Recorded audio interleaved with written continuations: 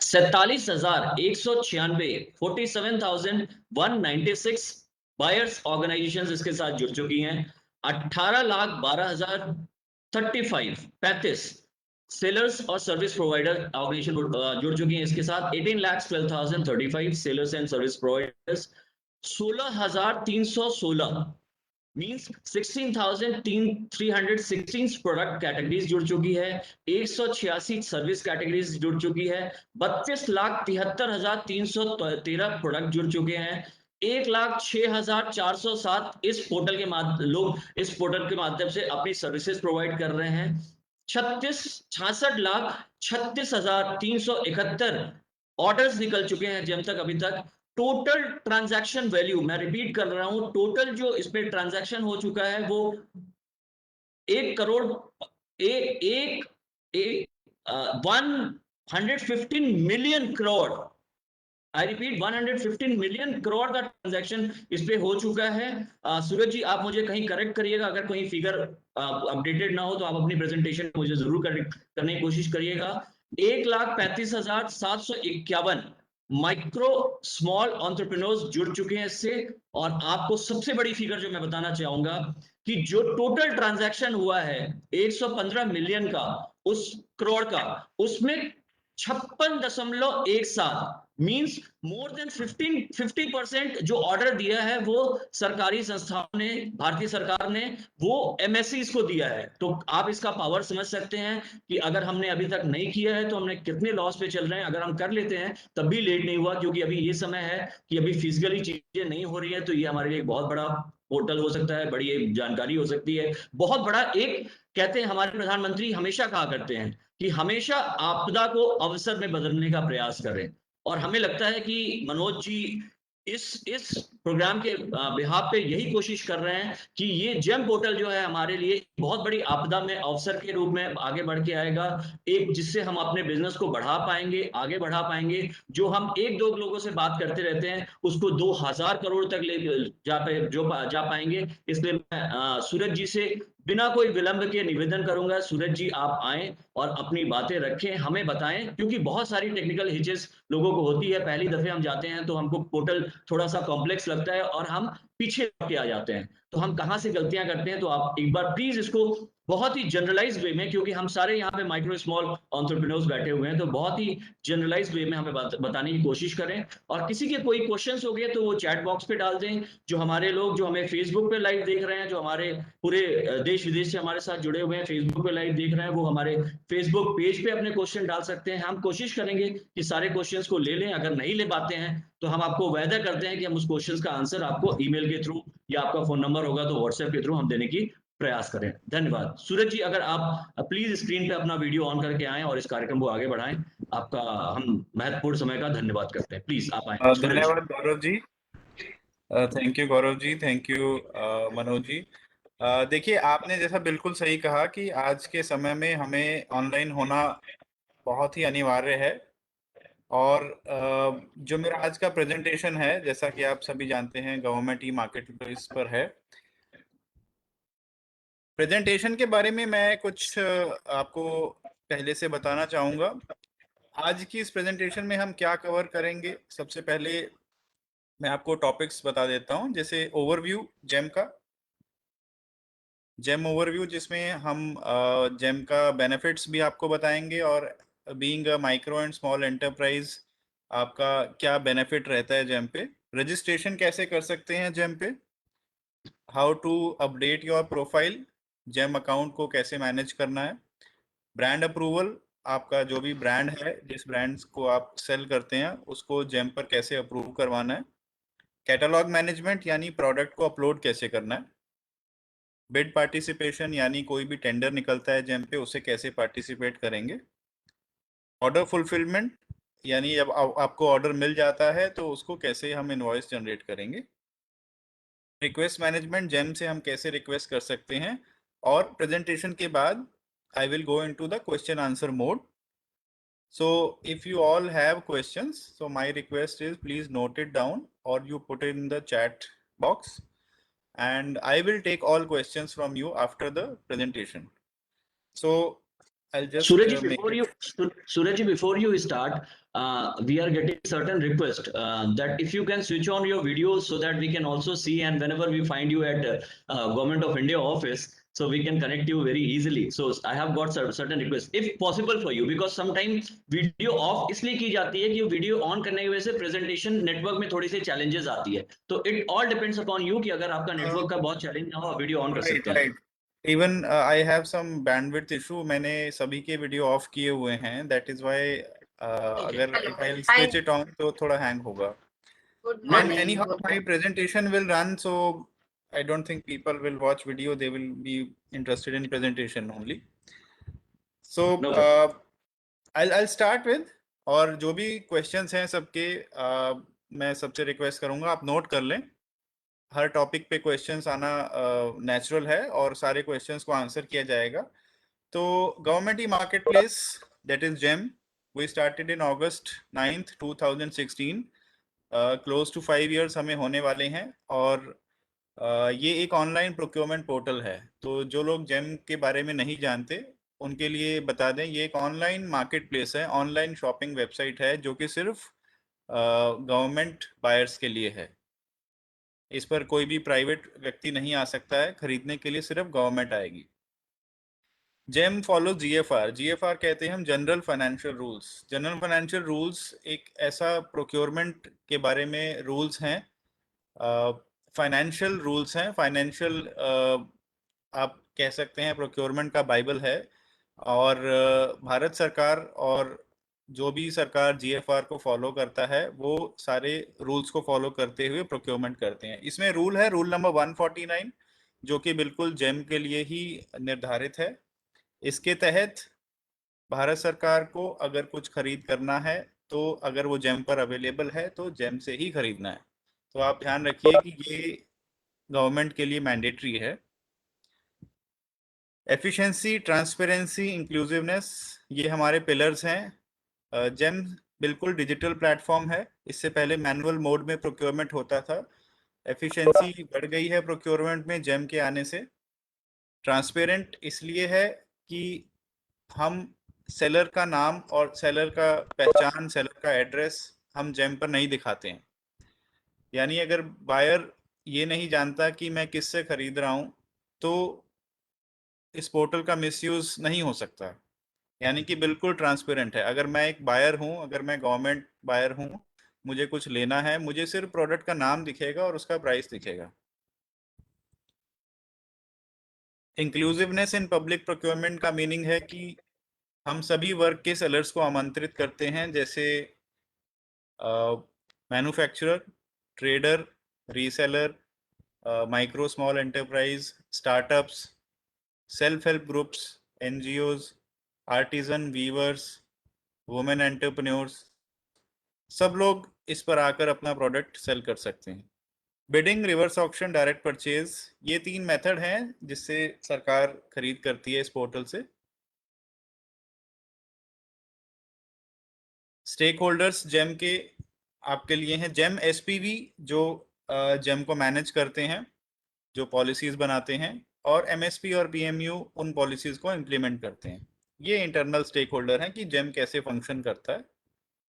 अगर आपको पता हो, एक ऑर्गेनाइजेशन थी DGSND, directorate general of supplies and disposals, जो कि अब शट डाउन हो गई है और जेम ने उसकी जगह ले ली है. और जो भी स्टाफ डीजीएसएनडी के था वो अब जेम में एज अ जेम एसपीवी काम कर रहे हैं. बायर्स, कोई भी व्यक्ति जो गवर्नमेंट से संबंध रखता है वो एक बायर है. चाहे वो स्टेट गवर्नमेंट हो, चाहे वो सेंट्रल गवर्नमेंट हो, चाहे वो पीएसयू हो, तो वो जेम पर खरीद कर सकता है. सेलर्स, जैसा मैंने बताया, OEMs, MSC, startup, authorise reseller, service provider, ये सब लोग जेम पर एज अ सेलर रजिस्टर कर सकते हैं. एक्सटर्नल गवर्नमेंट सिस्टम्स आप देख रहे हैं, कुछ गवर्नमेंट डेटाबेसेस के नाम हैं, जैसे Aadhaar, GSTN, PFMS, ministry of corporate affairs, PAN, ये सब जेम से जुड़े हुए हैं. इन सब का इंटीग्रेशन जेम के साथ है. तो अगर हमें कोई भी इंफॉर्मेशन वेरीफाई करना है तो ऑनलाइन वेरिफिकेशन होता है. यानी कि आप अगर पैन नंबर अपना डालेंगे, अगर वो गलत है तो वो वेरीफाई ही नहीं होगा. आप अपना आईटीआर डिटेल अपलोड करेंगे तो जेम को आपका टर्नओवर ऑटोमेटिकली पता चल जाएगा। तो आप इसमें कुछ भी चीज़ है जो है और ओरिजिनल ही चीज़ डाल सकते हैं, वही वेरीफाई होगी, अदरवाइज सिस्टम आपको आगे नहीं बढ़ने देगा। सीवीसी गाइडलाइंस से जेम गवर्न होता है, सारी गाइडलाइंस को हम कवर करते हैं। बैंक्स, बहुत सारे बैंक्स के साथ हमारा टाइप है, रेटिंग एजेंसीज के साथ टाइप है। अभी आप स्क्रीन पर देख रहे हैं भारत का ये मैप है। आप देख रहे हैं इसमें सारी स्टेट्स, लगभग सारी स्टेट्स हमारे साथ जुड़ चुकी हैं। इन सब स्टेट्स गवर्नमेंट ने हमारे साथ एक एमओयू किया है जिसके तहत वो जेम से खरीदारी करेंगे। बहुत सारी स्टेट्स ने जेम को मैंडेटरी किया हुआ है, जैसे आप सोचें दिल्ली, यूपी, बिहार, उड़ीसा, इन सब स्टेट्स में जेम के अलावा परचेजिंग से नहीं हो सकती कहीं और से भी। तो आज के समय में जेम से जुड़ना हमारा और भी ज़्यादा महत्वपूर्ण हो जाता है। जब आपको पता है कि जेम से ही सेल होना है तो आपको इस पे रजिस्टर होके अपना प्रोडक्ट डालना है। लेफ्ट साइड में आप देख सकते हैं बहुत सारी इंडस्ट्री एसोसिएशंस हैं, जैसे सीआईआई, आईमा, फिक्की, क्यूसीआई, सिडबी, ये सब, इन सब के एग्रीमेंट जेम के साथ हैं। और हम सेलर वर्कशॉप्स और वेबिनार्स के लिए इनसे टाई अप रखते हैं। राइट साइड में आप बैंक्स देख सकते हैं। बैंक्स हमारे साथ दो तरह से जुड़ते हैं, एक GeM pool account. GeM pool account एक पेमेंट मेथड है जिससे सेलर्स की पेमेंट की जाती है, और दूसरा है ईएमडी और ईपीबीजी। आपने अगर कभी गवर्नमेंट में सप्लाई किया होगा तो आप जानते हैं, अर्नेस्ट मनी डिपॉजिट और परफॉर्मेंस बैंक गारंटी, ये भारत सरकार के जो कॉन्ट्रैक्ट्स हैं उसमें लिया जाता है। उसके लिए बैंक से हमारे टाई अप्स हैं। करंट नंबर्स, जैसा कि गौरव जी ने बताया, मैं थोड़े से कल तक के नंबर आपको लेटेस्ट आपको दिखा देता हूँ। बायर्स जो इसमें है 52,000 है, यानी ये बायर डिपार्टमेंट है। इसके अंडर बहुत सारे यूजर्स होते हैं, लाखों में यूजर होते हैं, लेकिन 52,000 डिपार्टमेंट्स जेम पर हैं अभी। लगभग 18 लाख सेलर्स हैं, 32 लाख प्रोडक्ट्स हैं, 66 लाख ऑर्डर्स हैं, और अभी तक हमने लगभग 4.5 सालों में 1,15,500 करोड़ का ऑर्डर जनरेट किया है। अगर आप ध्यान देंगे कि एमएससी सेलर हमारे पास सिर्फ 6,92,000 है, यानी सिर्फ 7 लाख सेलर्स हैं हमारे पास एमएससी, और ऑर्डर वैल्यू का लगभग 56% एमएससी को ही गया है। तो आप देखिए कि 18 लाख सेलर्स में से सिर्फ 7 लाख एमएससी हैं, और उन 7 लाख ने लगभग लगभग 65,000 करोड़ का बिजनेस मिला है उन्हें। गवर्नमेंट ऑफ इंडिया कहती है कि 25% एमएससी को दो, अभी जेम की साइड से आपने देखा 56% हम लोग एमएससी को दे रहे हैं। तो ये अपने आप में बहुत बड़ी अपॉर्चुनिटी है आप सब लोगों को जेम से जुड़ने के लिए। कुछ एडवांटेजेस मैं डिस्कस करना चाहूँगा, जैसे आप डायरेक्ट एक्सेस हो जाता है आपको सारे गवर्नमेंट डिपार्टमेंट से। मैं इसमें आपको एक एग्जांपल देता हूँ। अगर मैं एक सेलर हूँ और मैं दिल्ली में हूँ और मैंने जेम पे रजिस्टर किया, मैं कोई प्रोडक्ट बनाता हूँ, मैंने उसको अपलोड किया और मैं पूरी इंडिया में उसको डिलीवर कर सकता हूँ। तो मेरा प्रोडक्ट भारत के किसी भी कोने में बैठे जेम बायर को दिखेगा, यानी कि अगर तमिलनाडु गवर्नमेंट में किसी को खरीदना है, वो मेरा प्रोडक्ट देख सकता है, वो मेरा प्रोडक्ट परचेज कर सकता है। तो मेरा बिना किसी मार्केटिंग एफर्ट के मेरा प्रोडक्ट अपने आप भारत के जितने भी कोने हैं, जितने भी जेम यूजर्स हैं, सबके अकाउंट में दिखेगा। तो ऑटोमेटिक मार्केटिंग जेम करता है सारे सेलर्स के लिए। बिड्स, रिवर्स ऑक्शन, जितने भी टेंडर निकलते हैं वो सारे जेम पर होंगे। यानी कि अगर आप देखें कि कोई गवर्नमेंट हॉस्पिटल है जिनको टेंडर निकालना है, या एक गवर्नमेंट स्कूल है, या कोई पीएसयू है, इंडियन ऑयल है, किसी को भी अगर जेम पर टेंडर निकालना है, उसका जो प्रक्रिया है वो सेम है। यानी कि आपको अलग अलग विभागों, डिपार्टमेंट्स के लिए अलग अलग तैयारी करने की जरूरत नहीं है, सबका तरीका एक ही होगा। डायनामिक प्राइसिंग, प्राइसिंग जो है वो आप कभी भी चेंज कर सकते हैं प्रोडक्ट का। वेंडर रेटिंग सिस्टम, आपको एक रेटिंग दी जाएगी जब आप जेम पर आते हैं। ये रेटिंग मैक्सिमम 5 रेटिंग होती है, और अगर आपकी रेटिंग, आप अच्छा काम करते हैं जेम पे, तो रेटिंग बढ़ती रहती है। न्यू प्रोडक्ट सजेशन फैसिलिटी, जैसा गौरव जी ने बताया, 16,000 प्रोडक्ट कैटेगरीज हमने बना दी हैं। ये जो 32 लाख प्रोडक्ट हैं, ये 16,000 कैटेगरीज में हैं।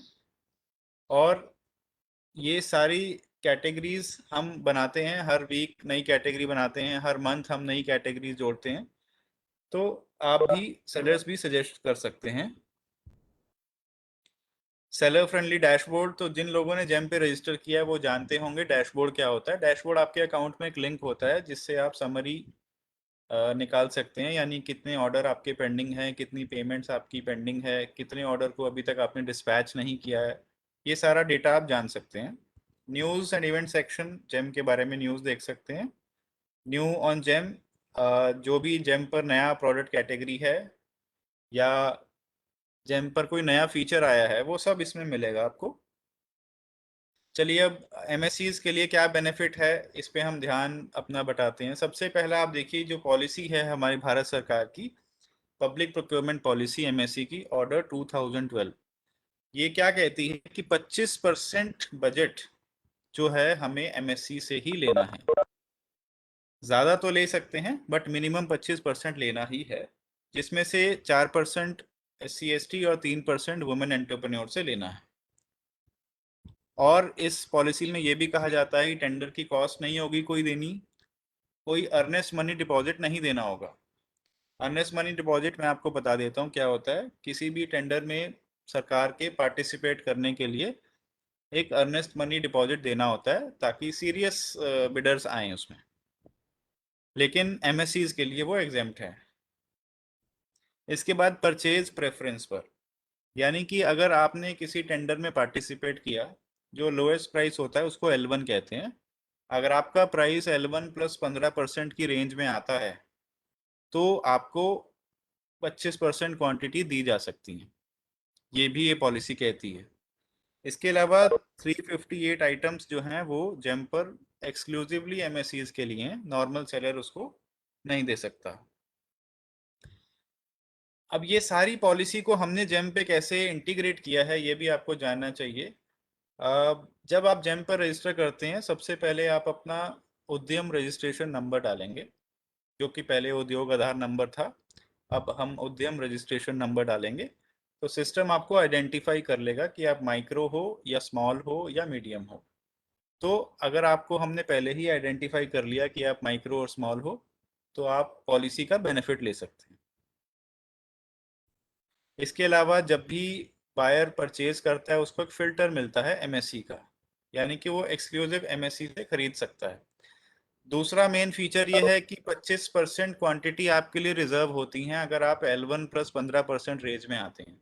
मैं एग्जांपल देना चाहूँगा, अगर L1 100 रुपये आता है तो 115 रुपये तक जितने भी एमएससी ने कोट किया है सबको मौका मिलता है 25% क्वांटिटी लेने का। तो बायर यहाँ से 25% क्वांटिटी एमएससी को देगा और 75% क्वांटिटी नॉन एमएससी को देगा। तो इस तरह आपकी क्वांटिटीज भी रिजर्व रहती हैं, आपको कोई फ़ी पे नहीं करनी अर्नेस्ट मनी डिपॉजिट की। लेकिन हाँ, आपको ये ध्यान रखना है कि जो आपका उद्यम रजिस्ट्रेशन सर्टिफिकेट है वो जिस कैटेगरी में है आप उसी में बिड में पार्टिसिपेट करें। अगर डिफरेंट कैटेगरी सर्टिफिकेट आप डालेंगे तो वो मिसमैच होता है और बायर आपको एमएससी नहीं मानेगा उस केस में। कुछ आइटम्स हैं जो कि सिर्फ एमएससी ही सेल कर सकते हैं, वो ऐसे 358 आइटम जो सरकार ने लिस्ट निकाला है वो हमने जेम पर भी अपलोड किए हुए हैं। आगे बढ़ते हैं, ये 5 मेथड्स हैं जिससे बायर परचेज करते हैं। Direct purchase, L1 purchase, bidding और रिवर्स ऑक्शन। डायरेक्ट परचेज वो है जो 25,000 से छोटा आइटम, ये आपके लिए सबसे इम्पोर्टेंट है। कोई भी आइटम जो 25,000 से छोटा है, गवर्नमेंट बायर उसको डायरेक्टली खरीद सकता है, जैसे अमेजोन से खरीदते हैं। आइटम को उठाया, शॉपिंग कार्ट में डाला और ऑर्डर प्लेस कर दिया, इसको हम डायरेक्ट परचेज कहते हैं। सबसे ज़्यादा यूज़ होने वाला प्रोक्योरमेंट मेथड डायरेक्ट परचेज ही है। जो छोटे सामान की खरीद है, जैसे स्टेशनरी या प्रिंटर या कोई भी ऐसा सामान जो 25,000 से छोटा है, वो डायरेक्ट परचेज में आता है। इसके बाद L1 परचेज है। L1 परचेज हम 25,000 से 5 लाख के बीच में होता है।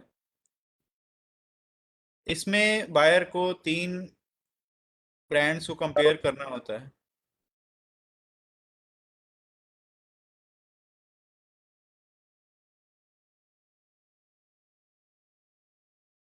इसमें जैसे अगर मैं बायर हूँ और अगर मुझे कुछ सामान खरीदना है, मेरा बजट 25,000 से ज़्यादा है और 5 लाख से कम है, तो मुझे 3 ब्रांड्स का कंपैरिजन टेबल बनाना है। अगर आपको पता हो तो जैसे गवर्नमेंट पहले 3 कोटेशंस लेते थे मार्केट से, वही सेम सिस्टम जेम पर भी इम्प्लीमेंटेड है। यहाँ पर आपको ऑनलाइन कोटेशन बायर को बनानी है और जो सबसे चीपेस्ट है उससे 5 लाख तक डायरेक्टली खरीद सकते हैं।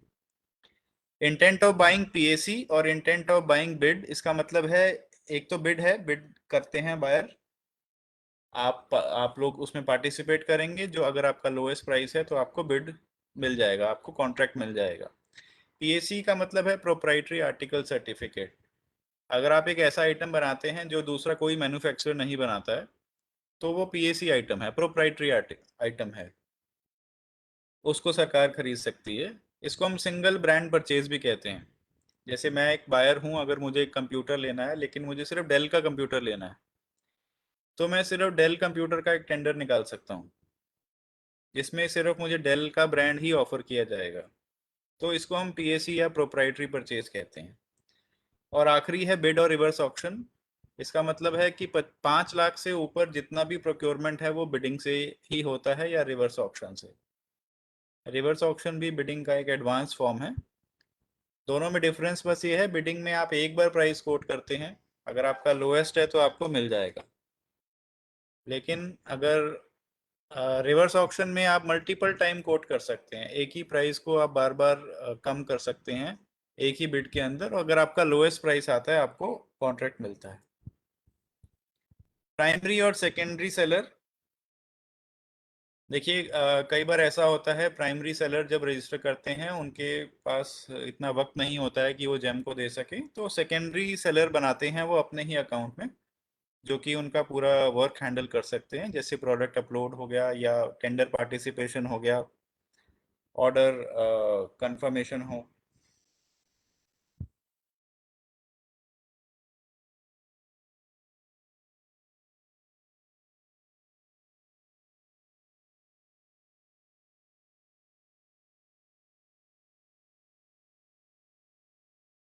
अब कुछ फीचर देख लेते हैं।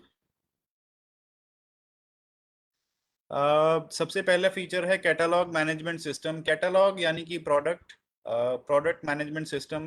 कैसे आप जेम पर जब भी प्रोडक्ट अपलोड करते हैं, वो हमने किस कैटेगरीज में डाला है। जैसे आप ये 4 बॉक्सेस देख रहे हैं, मैं आपको चारों का मीनिंग बता देता हूँ। पहले बॉक्स में वो कैटेगरी होंगी जिसमें सिर्फ मैन्युफैक्चरर अपलोड करेगा, यानी कि कुछ ऐसी कैटेगरीज जैसे automobiles, N95 mask, PP kits, ऐसी कुछ कुछ कैटेगरीज हैं जहां पर हम चाहते हैं सिर्फ मैन्युफैक्चरर आकर अपलोड करे, तो हम उनका ट्रेडमार्क वेरीफाई करके उनको मैन्युफैक्चरर बनाते हैं और वो इसमें प्रोडक्ट सेल करते हैं। दूसरा और तीसरा जो बॉक्स है उसमें मैन्युफैक्चरर भी आते हैं और उनके ऑथराइज रीसेलर भी आते हैं। अब आपको ध्यान देना है, मैंने बोला है ऑथराइज रीसेलर्स। ऑथराइज का मतलब है कि अगर मैं कोई मैन्युफैक्चरर हूँ, जैसे मैं एचपी हूँ, तो मैं खुद आऊँगा एज अ मैन्युफैक्चरर, लेकिन मैं अपने 50 डिस्ट्रीब्यूटर्स को भी ला सकता हूँ और उनको एक मैं ऑथराइजेशन कोड दूंगा जिसकी वजह से वो ऑथराइज्ड रीसेलर हो जाएंगे। और चौथा जो हमारा बॉक्स है, इसमें कोई भी आ सकता है, और मैन्युफैक्चरर भी आ सकते हैं, रीसेलर भी आ सकते हैं। इसमें जो कैटेगरीज आती हैं वो स्टेशनरी या consumable items, edible items, sanitation products, ये रहते हैं। सेलर रेटिंग जैसा मैंने बताया एक स्टार रेटिंग होती है। मान लीजिए आपको 4 रेटिंग मिली है और ये रेटिंग आपके हर प्रोडक्ट पे विजिबल होगी। बायर ये रेटिंग देख के आपसे परचेज करने का डिसीजन ले सकता है। तो आपको ये ध्यान रखना है, आपको जेम पर कोई गलती नहीं करनी है। अगर कोई ऑर्डर आता है, आपको ऑर्डर को प्रोसेस करना है और उसको टाइमली डिलीवर करना है। अगर आप टाइमली डिलीवर नहीं कर पाए या प्रोडक्ट में कुछ प्रॉब्लम आ गई या ख़राब प्रोडक्ट पहुंच गया या डिफरेंट प्रोडक्ट पहुंच गया, तो आपकी रेटिंग कम हो सकती है अगर बायर कंप्लेंट करता है तो ये आपको ध्यान रखना है। हाँ, अगर आप अच्छा काम करेंगे तो रेटिंग आपकी बढ़ेगी। यानी अगर आप 4 की रेटिंग है तो वो 4.3 हो जाएगी, फिर अगले ऑर्डर पे आपने अच्छा काम किया तो 4.5 हो जाएगी। तो इस तरह रेटिंग बढ़ती रहती है। वेंडर असेसमेंट, जैसा कि नाम से ही पता चलता है, ये एक असेसमेंट प्रोसेस है। क्यूसीआई हैंडल करती है, यानी quality council of India.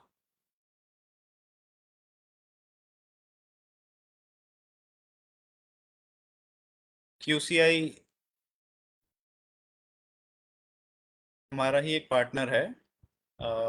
Assessment एक पेड प्रोसेस है।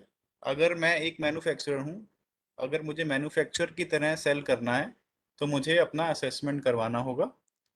और असेसमेंट करवाते ही मुझे ये ग्रीन कलर आइकन मिल जाता है, जैसा आप देख रहे हैं प्रोडक्ट के नीचे ग्रीन कलर से असेस्ड लिखा हुआ है। तो ये आइकन मिल जाता है, यानी बायर को पता चल जाता है कि ये वेंडर असेस्ड है।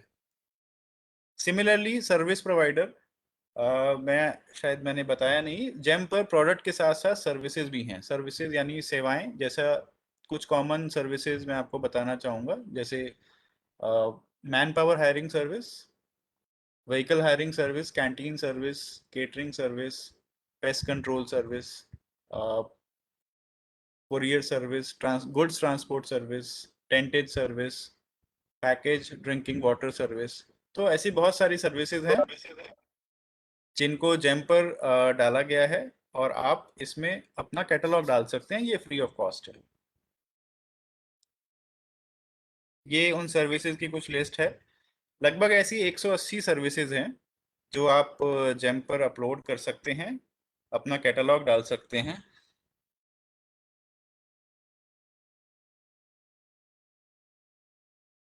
आप देख सकते हैं एक बार।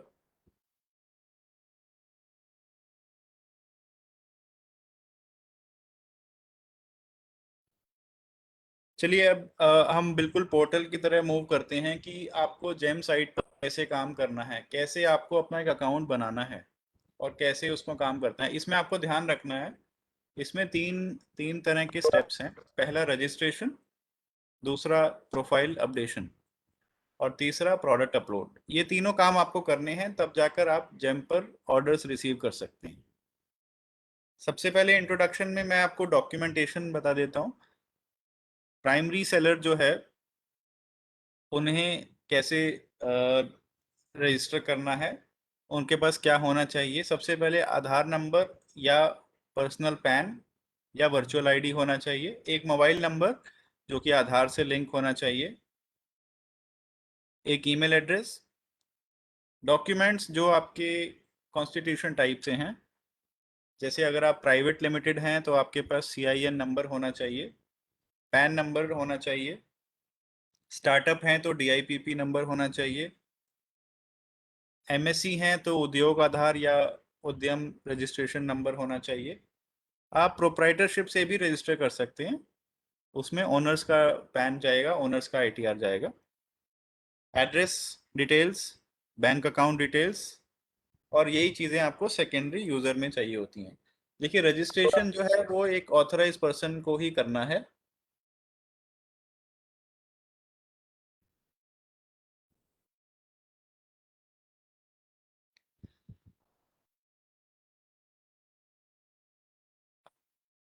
ऑथराइज पर्सन डायरेक्टर हो सकते हैं, या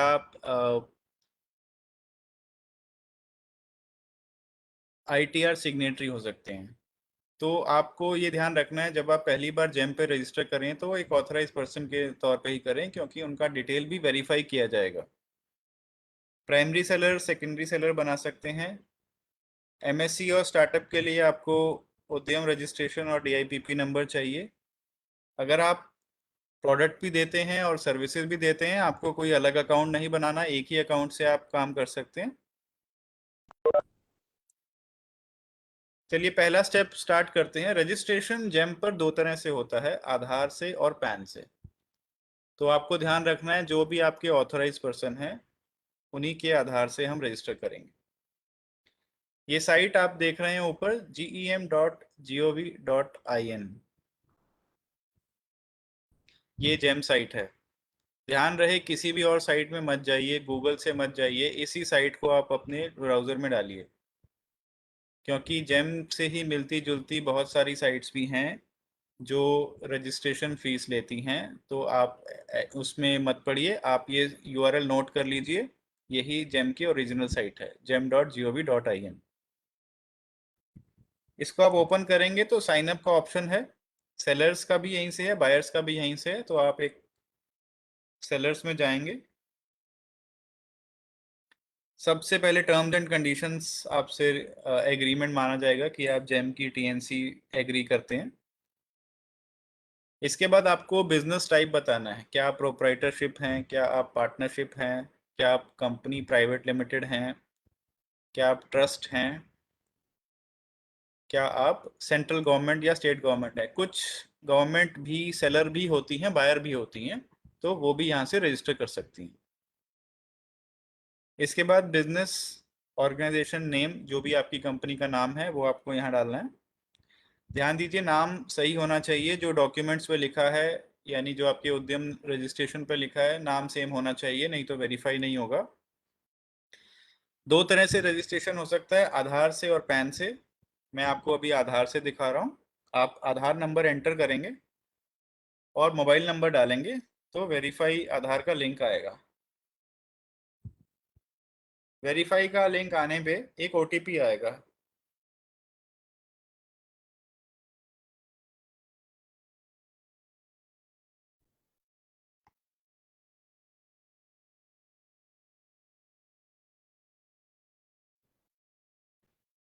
आधार से हम फर्स्ट नेम और लास्ट नेम ही फेच करते हैं, ये आपकी आइडेंटिटी होती है, इसको हम सेव करते हैं। सेकंड स्टेप हमारा ईमेल एड्रेस वेरिफिकेशन है। ईमेल आप डालेंगे, एक ओटीपी आपके इनबॉक्स में आएगा, आप वहां से वेरीफाई करेंगे। और आखिरी स्टेप जो है यूज़र आईडी एंड पासवर्ड। आप कोई भी यूज़र आईडी चूज़ करें, ध्यान रखिएगा यूज़र आईडी कभी चेंज नहीं होता है। तो एक जेनेरिक यूज़र आईडी बनाइए, कंपनी के नाम से बनाइए, डेजिग्नेशन से बनाइए और पासवर्ड सेट करिए, आपका रजिस्ट्रेशन सक्सेसफुल हो जाएगा। तो ये 5 मिनट्स जॉब है, आप 5 मिनट्स में एक अकाउंट बना सकते हैं जेम पर। ये हमारा पहला स्टेप यानी रजिस्ट्रेशन कंप्लीट होता है। सेकंड स्टेप हमारा है प्रोफाइल अपडेशन। जेम में जो हमने अकाउंट बनाया है उसको हम रेडी करना है। उसको हमें जब आप फर्स्ट टाइम लॉगिन करते हैं, आपको यहाँ माई अकाउंट दिखता है टॉप में, बहुत सारे लिंक दिखते हैं, लेकिन अभी आपको सिर्फ माई अकाउंट पे जाना है। माई अकाउंट पे जाएंगे तो आपको यहाँ ऊपर देख रहे हैं, यहाँ 0% लिखा हुआ है। हमें इसको 0 से 100 तक लेके जाना है, यानी हमें अपनी प्रोफाइल कंप्लीट करनी है। यहाँ पर कुछ 1 बाय 1 करके पॉइंट्स आएंगे, आपको भरते चले जाना है। जैसे सबसे पहले पैन नंबर है, पैन नंबर आप डालेंगे।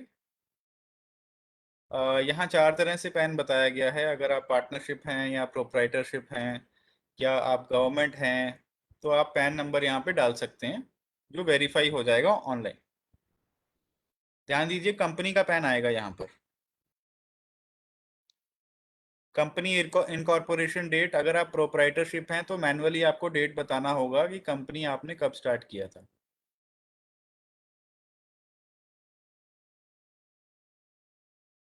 अगर आप प्राइवेट लिमिटेड हैं तो सीआईएन नंबर आपको यहाँ से डालना है। तो सीआईएन नंबर जो है वो ऑटोमेटिकली वेरीफाई होगा।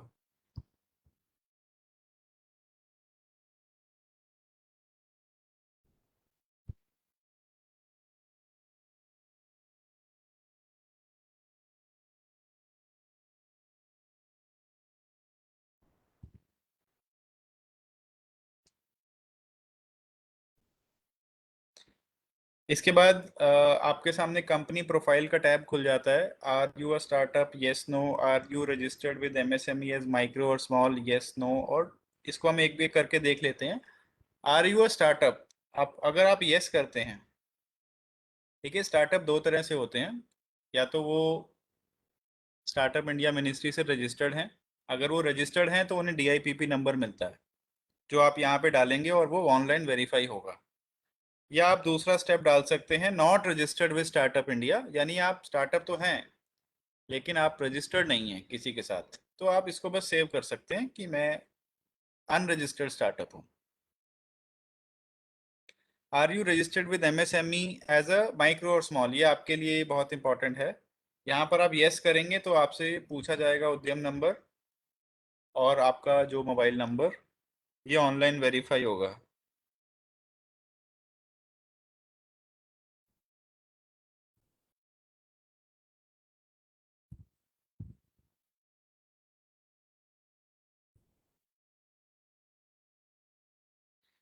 ये नंबर आपको सही डालना है।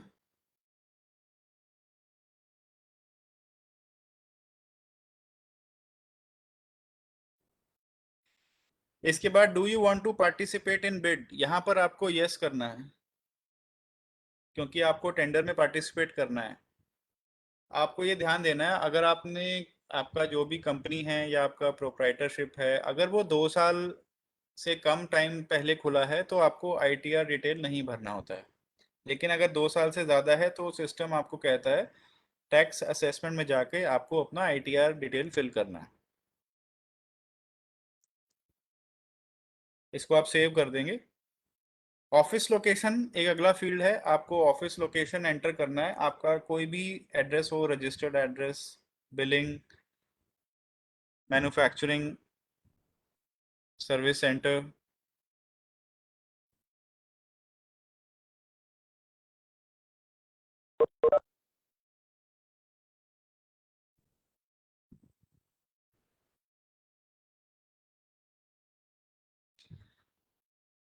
आप पूरा डिटेल डालेंगे इसमें और अंत में अपना जीएसटीएन नंबर डालेंगे। जीएसटीएन डालने से पहले आपसे पूछा जाएगा कि आप रेगुलर टैक्स पेयर हैं या आप कॉम्पोजिट स्कीम में आते हैं।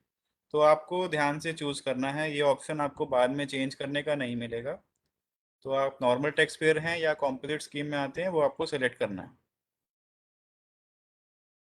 यहाँ पर आप इसको सेव कर देंगे। नेक्स्ट मैं आगे बढ़ूंगा बैंक अकाउंट्स पर। आपको जहाँ पर भी पेमेंट चाहिए वो अकाउंट आपको यहाँ ऐड करना है। एक से ज़्यादा अकाउंट भी आप ऐड कर सकते हैं।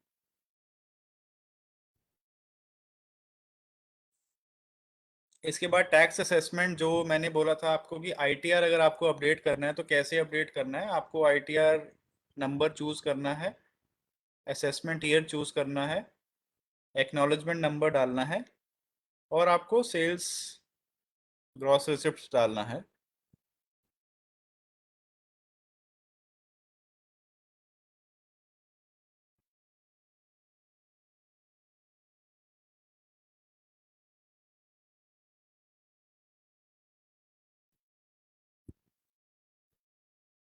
इसके बाद आपको मैसेज मिल जाएगा कि आपका प्रोफाइल 100% कंप्लीट है।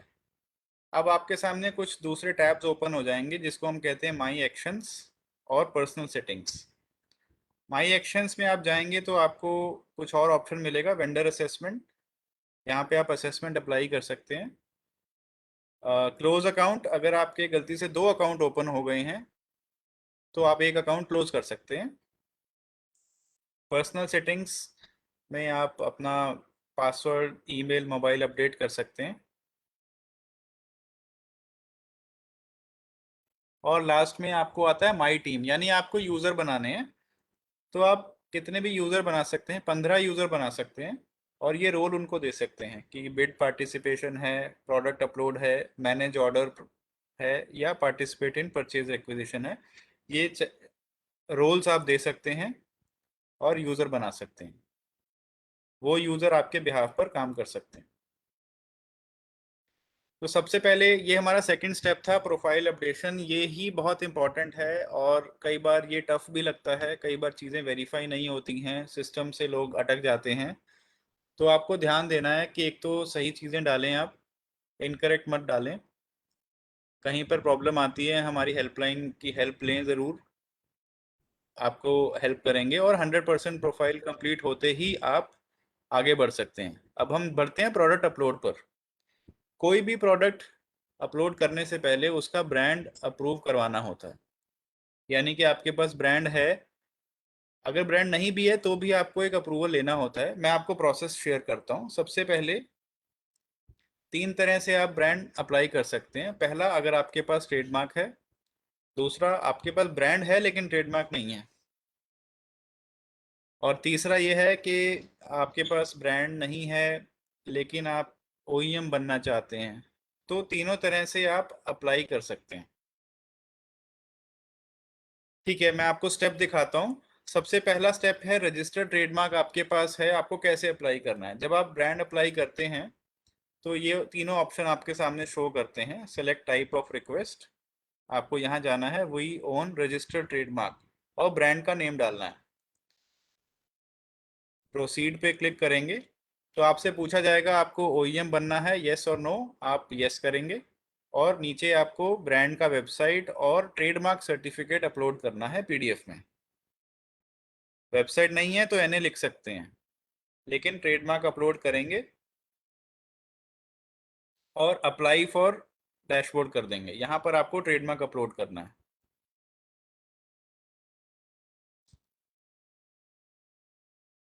इसी पहले स्टेप में एक फील्ड आती है, अगर आपका ब्रांड फॉरेन का ब्रांड है, आप किसी प्रोडक्ट को इंपोर्ट करते हैं, तो उनके पास इंडियन ट्रेडमार्क नहीं होगा, लेकिन फिर भी आपको एक फॉर्मेट है डीम्ड ओईएम अंडरटेकिंग, वो आपको उनसे फिलअप करवाना है।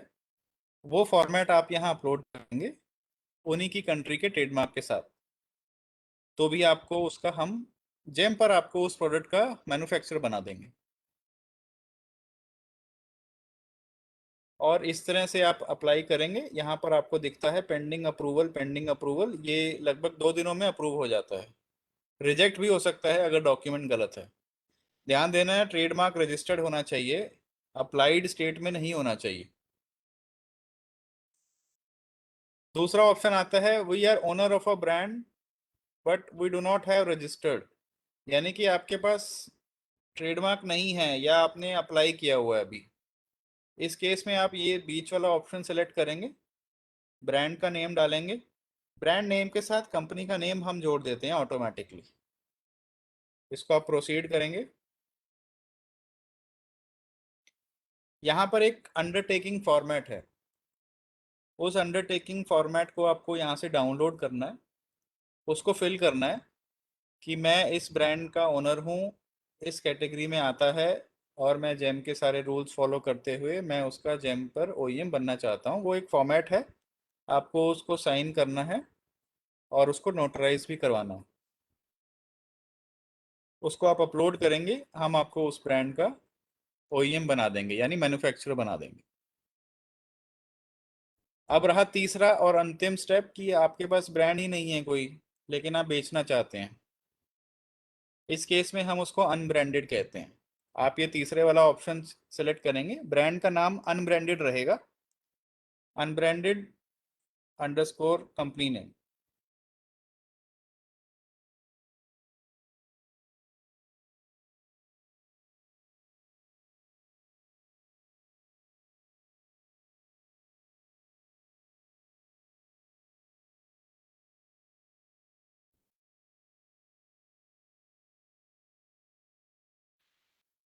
बाकी प्रोसेस यही है सेम, आपको अंडरटेकिंग डाउनलोड करके फिल करके आपको अपलोड करना है।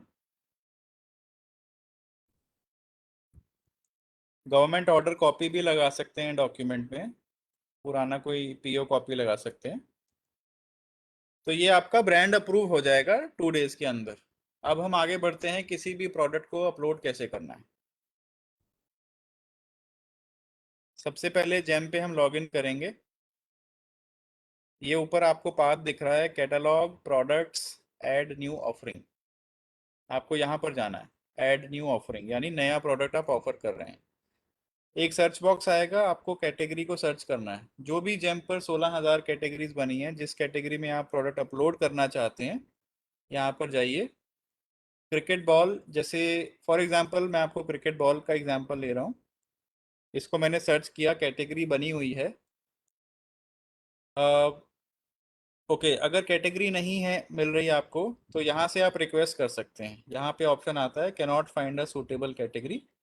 आप यहाँ से एक रिक्वेस्ट करेंगे तो जेम के पास कैटेगरी बनाने के लिए रिक्वेस्ट चला जाएगा। ठीक है, अगर कैटेगरी बनी है तो इस तरह से ये पहला पॉइंट आपके सामने ओपन होगा, general information. Product category cricket ball. Brand के अंदर आपको लिस्ट मिलेगी, बहुत सारे ब्रांड जो ऑलरेडी अप्रूव्ड हैं। आपका ब्रांड भी यहाँ पर होगा, नहीं है तो आपके पास ये ऐड करके आपको जो मैंने प्रोसेस बताया वहाँ से ऐड कर सकते हैं। इसके बाद आता है क्लोन कैटलॉग। अगर एक ऑलरेडी प्रोडक्ट अपलोडेड है, आप उसका प्रोडक्ट आईडी उठाएंगे और यहाँ पर डाल सकते हैं, तो वो क्लोन हो जाएगा। जैसे ये मैंने प्रोडक्ट आईडी यहाँ पर डाला तो ऑटोमेटिकली प्रोडक्ट अपने आप सारा फिलअप हो जाएगा, आपको कुछ नहीं करना है, सिर्फ प्राइस डालना है।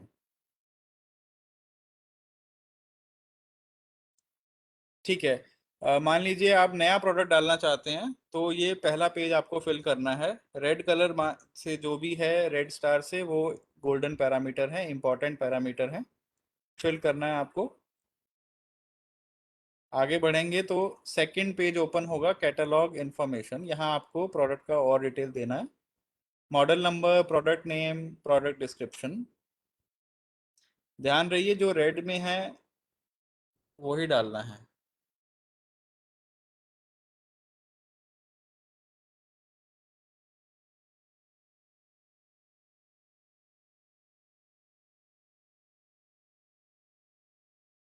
सेव करेंगे, आगे बढ़ेंगे।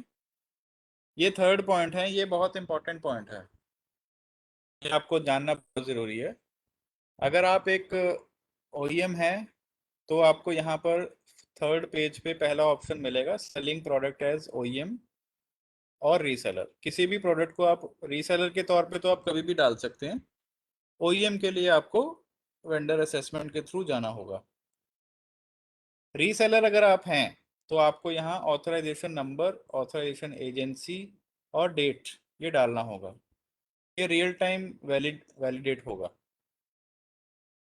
अगर आप ओईएम हैं तो आपको ओईएम का ऑप्शन मिलेगा और फिर country of origin. Country of origin का मतलब है कि जेम पर आपका ये प्रोडक्ट, ये अभी गवर्नमेंट ने मैंडेट किया है कि आपको ये कंट्री ऑफ ओरिजिन डालना ही डालना है।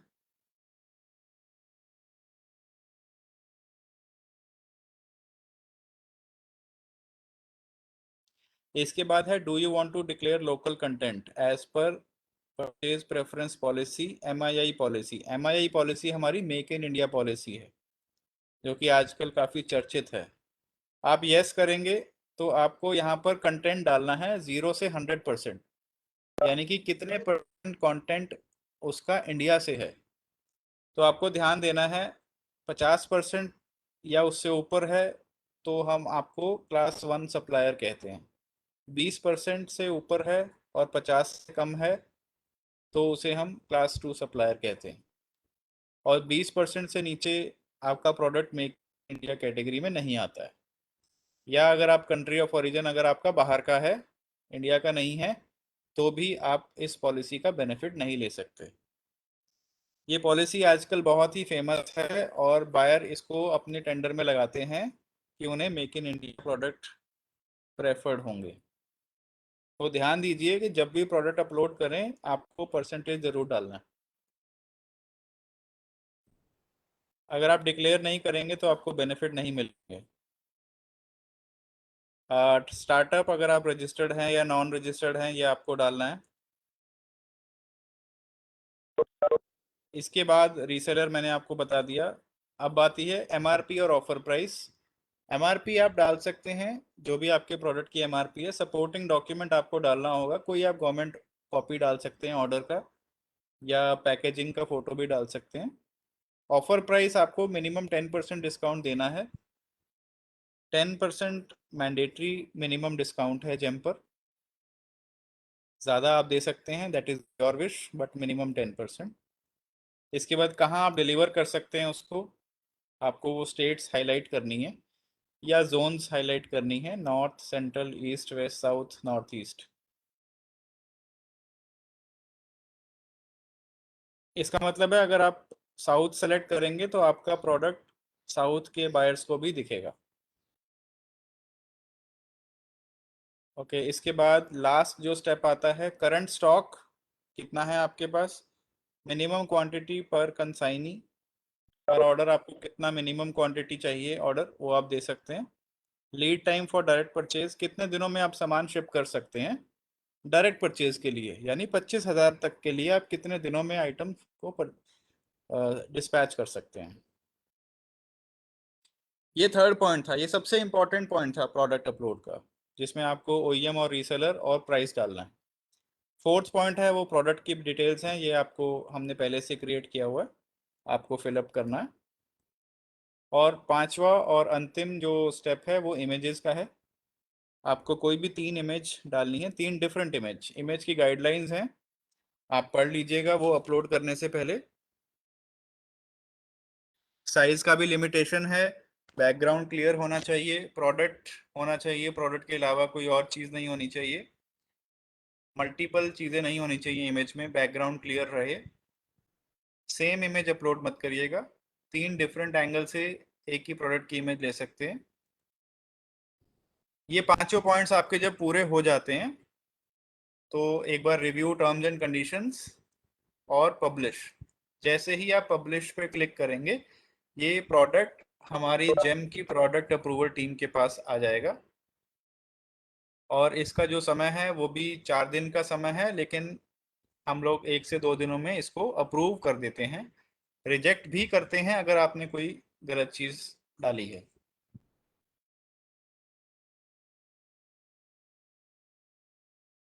ये हमारे 3 पॉइंट हो गए हैं। अब इन 3 प्रोडक्ट जैसे ही हमारा पब्लिश हो जाता है तो डायरेक्ट परचेज और एलवन परचेज के ऑर्डर तो आपको बिना किसी एफर्ट के ही मिलेंगे।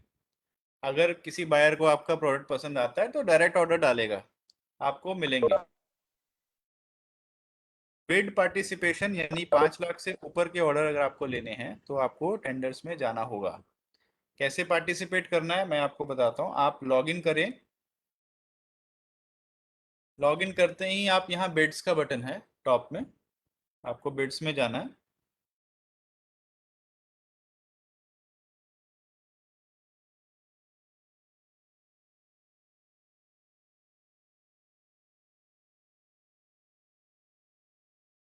बिड्स, लिस्ट ऑफ बिड्स, अब यहाँ पे आप देख सकते हैं बहुत सारे टैब्स बने हुए हैं, बिड्स आ रहे, सर्विस बिड्स आ रहे, बंच बिड्स आ रहे। बंच बिड्स मैं आपको बता देता हूँ, एक से ज़्यादा प्रोडक्ट अगर हम देना चाहते हैं या सरकार खरीदना चाहती है तो उसको बंच करके वो बिड बनाते हैं। यानी कि अगर मुझे कंप्यूटर भी चाहिए, लैपटॉप भी चाहिए, प्रिंटर भी चाहिए, स्कैनर भी चाहिए, पेन ड्राइव भी चाहिए, तो पूरा एक बंच बनाते हैं और उसका बिड डालते हैं।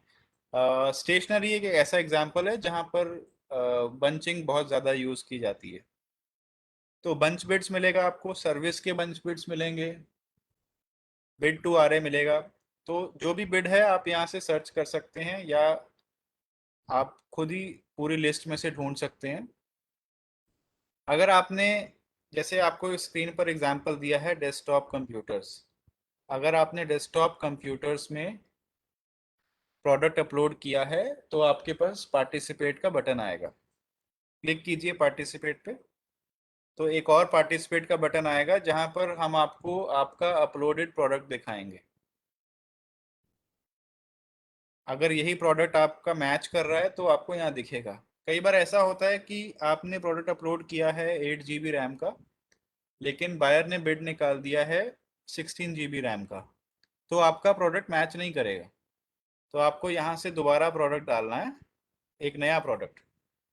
ध्यान दीजिए ये जो गोल्डन पैरामीटर हैं ये येलो वाले, ये मैच होने चाहिए।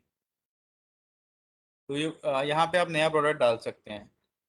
जब वो लाइव हो जाएगा फिर आप यहाँ से दोबारा आएंगे, पार्टिसिपेट करेंगे, उस प्रोडक्ट को चूज करेंगे, आगे बढ़ेंगे, टाइटल, मेक एंड मॉडल डालेंगे। सेकंड स्टेप और आखिरी स्टेप होता है प्राइस का। आप क्या प्राइस ऑफर करना चाहते हैं, आप पर क्वांटिटी देंगे, जेम उसको टोटल कैलकुलेट कर लेगा जितनी भी क्वांटिटीज हैं। यानी कि ये आप देख रहे हैं इस तरह से आपका प्राइस एनक्रिप्ट हो जाएगा, सेव हो जाएगा सिस्टम में। लास्ट प्रोसेस है डॉक्यूमेंट्स, बिकॉज टेंडर पार्टिसिपेशन में बायर बहुत सारे डॉक्यूमेंट मांगते हैं, जो आपका उद्योग आधार नंबर हो सकता है, आपका एक्सपीरियंस सर्टिफिकेट हो सकता है, टर्नओवर डॉक्यूमेंट हो सकता है, आपका पास परफॉर्मेंस का कोई कंप्लीशन सर्टिफिकेट हो सकता है। तो यहाँ पर आपको डॉक्यूमेंट्स वो अपलोड करने हैं, सेव करेंगे और OTP के थ्रू आपका पार्टिसिपेशन कंफर्म हो जाएगा। अब आपने पार्टिसिपेट कर लिया, लेकिन अभी आपको बाद में याद आया कि आपने गलत प्राइस दे दिया या आपने गलत डॉक्यूमेंट दे दिया, तो आप विड्रॉ भी कर सकते हैं। विड्रॉ का बटन रहेगा, इस पर क्लिक करेंगे तो एक बार विड्रॉ होके आप दोबारा पार्टिसिपेट कर सकते हैं। ध्यान रखिएगा कि ये बटन आप 2 बार ही यूज़ कर सकते हैं, 2 से ज़्यादा बार आप नहीं कर सकते हैं।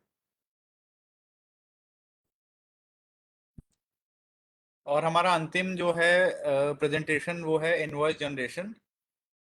अभी हमें ऑर्डर मिल जाए तो क्या करना है, जेम पर लॉगिन करेंगे और यहाँ पर एक ऑर्डर्स का बटन है। देखिए जेम पर 2 तरह से ऑर्डर मिलते हैं, एक बिड्स वाला, जी आपने बिड में पार्टिसिपेट किया और आप लोएस्ट प्राइस आए और आपको ऑर्डर मिल गया, और दूसरा होता है डायरेक्ट ऑर्डर, कि आपका प्रोडक्ट अपलोडेड है, बायर ने पसंद किया और सीधा खरीद लिया, वो सीधा ऑर्डर आपको मिल जाएगा, डायरेक्ट मिल जाएगा। इसको हम कहते हैं non bid order. Non bid order को आपको लेने के लिए एक्सेप्ट और डिक्लाइन करना होता है। देखिए कई बार ऐसा होता है कि आपने प्रोडक्ट अपलोड किया है लेकिन आपके पास कुछ इमरजेंसी आ गई है, आपके पास स्टॉक नहीं है, तो या कोई और रीज़न भी हो सकता है, लॉकडाउन की वजह से हो सकता है कि आप उसको फुलफिल नहीं कर पाएंगे, तो आपको हम एक्सेप्ट और डिक्लाइन बटन देते हैं। हालांकि जेम रिकमेंड करता है कि आप डिक्लाइन बटन यूज़ ना करें, क्योंकि आपने प्रोडक्ट अपलोड किया हुआ है तो आपको ऑर्डर मिलेंगे, तो गुड फेथ में आपको ऑर्डर एक्सेप्ट ही करना चाहिए। 3 दिनों के अंदर आपको ये एक्सेप्ट करना है या डिक्लाइन करना है, अदरवाइज ऑटो डिक्लाइन हो जाएगा। डिक्लाइन होने के नुकसान हैं, बायर कंप्लेन कर सकता है, आपका रेटिंग जेम कम कर देगा, तो कुछ नुकसान रहते हैं। इसको आप एक्सेप्ट करेंगे तो OTP से एक्सेप्ट हो जाएगा। जैसे ही एक्सेप्ट करेंगे, अब आप लेट सपोज आपके पास सामान डिस्पैच करना है, तो यहाँ जनरेट का एक बटन आता है, यहाँ पे आप इनवॉइस जनरेट करेंगे। सबसे पहले आपको अपना GST टैक्स इनवॉइस अपडेट करना है, यहाँ पर अपलोड करेंगे। यहाँ पर एक नया फील्ड आ गया है ई वे बिल नंबर, आपको ई वे बिल भी आपको अपलोड करना है, और GST टैक्स इनवॉइस। इसके बाद आप सिस्टम के थ्रू इनवॉइस बनाएंगे, टैक्सेबल अमाउंट डालेंगे, GST परसेंटेज डालेंगे, ऑटोमेटिकली फिल हो जाएगा और प्रीव्यू आपको दिखाया जाएगा कि ऐसे इनवॉइस बनेगा, और आप इसको सबमिट कर सकते हैं। आपको एक बात ध्यान देनी है, जेम पर जो पेमेंट्स होती हैं जेम जनरेटेड इनवॉइस के बेस पर ही होती हैं। यानी अगर आपको जेम से ऑर्डर मिला तो आपको ये इनवॉइस ज़रूर क्रिएट करना है। ऐसा ना हो कि आप सामान डिलीवर कर दें और आप पेमेंट का वेट कर रहे हैं, तो buyer is liable not to pay you. जब तक आप इनवॉइस जनरेट नहीं करेंगे बायर आपको पे नहीं कर पाएगा। ये आपको ध्यान देना है, टाइम बाउंड होता है प्रोसेस। अगर आपको 15 दिन मिले हैं डिलीवरी के, तो 15 दिन में ही आपको इनवॉइस भी जनरेट करना है। इसको जनरेट करिए। इसके बाद अब सामान वहाँ पे डिलीवर हो गया है, तो आपको अपने अकाउंट में जाके ये कुछ चीज़ें आप चेक कर सकते हैं। हाँ, अपडेट डिलीवरी डेट करेंगे तो यहाँ से आप डिलीवरी मार्क कर सकते हैं, आपको डिलीवरी प्रूफ अपडेट करना है एंड डिलीवरी डेट सेलेक्ट करना है। जैसे ही आप ये डिलीवरी फाइनल कंफर्म करते हैं, वहाँ बायर का एक टाइमर स्टार्ट हो जाता है, उसको उस टाइमर के तहत ऑर्डर को एक्सेप्ट करना है। जैसे नीचे लिखा हुआ है ना PRC एंड CRAC, ये बायर को जनरेट करना होता है। PRC is provisional receipt certificate, CRAC is consignee receipt and acceptance certificate. तो बायर को एक ऑनलाइन रिसीविंग देनी होती है, और अगर वो टाइम बाउंड प्रोसेस है, वो टाइम से नहीं करेगा तो सिस्टम ऑटोमेटिकली सारे आइटम एक्सेप्ट कर लेगा। तो ये डिलीवरी डेट आप डालना आपका बहुत ही ज़रूरी है, और सही डेट डालिए। काफ़ी लोग हमने नोट किया गलत डेट डालते हैं, जेम उन पे एक्शन लेता है, तो सही डेट डालिएगा।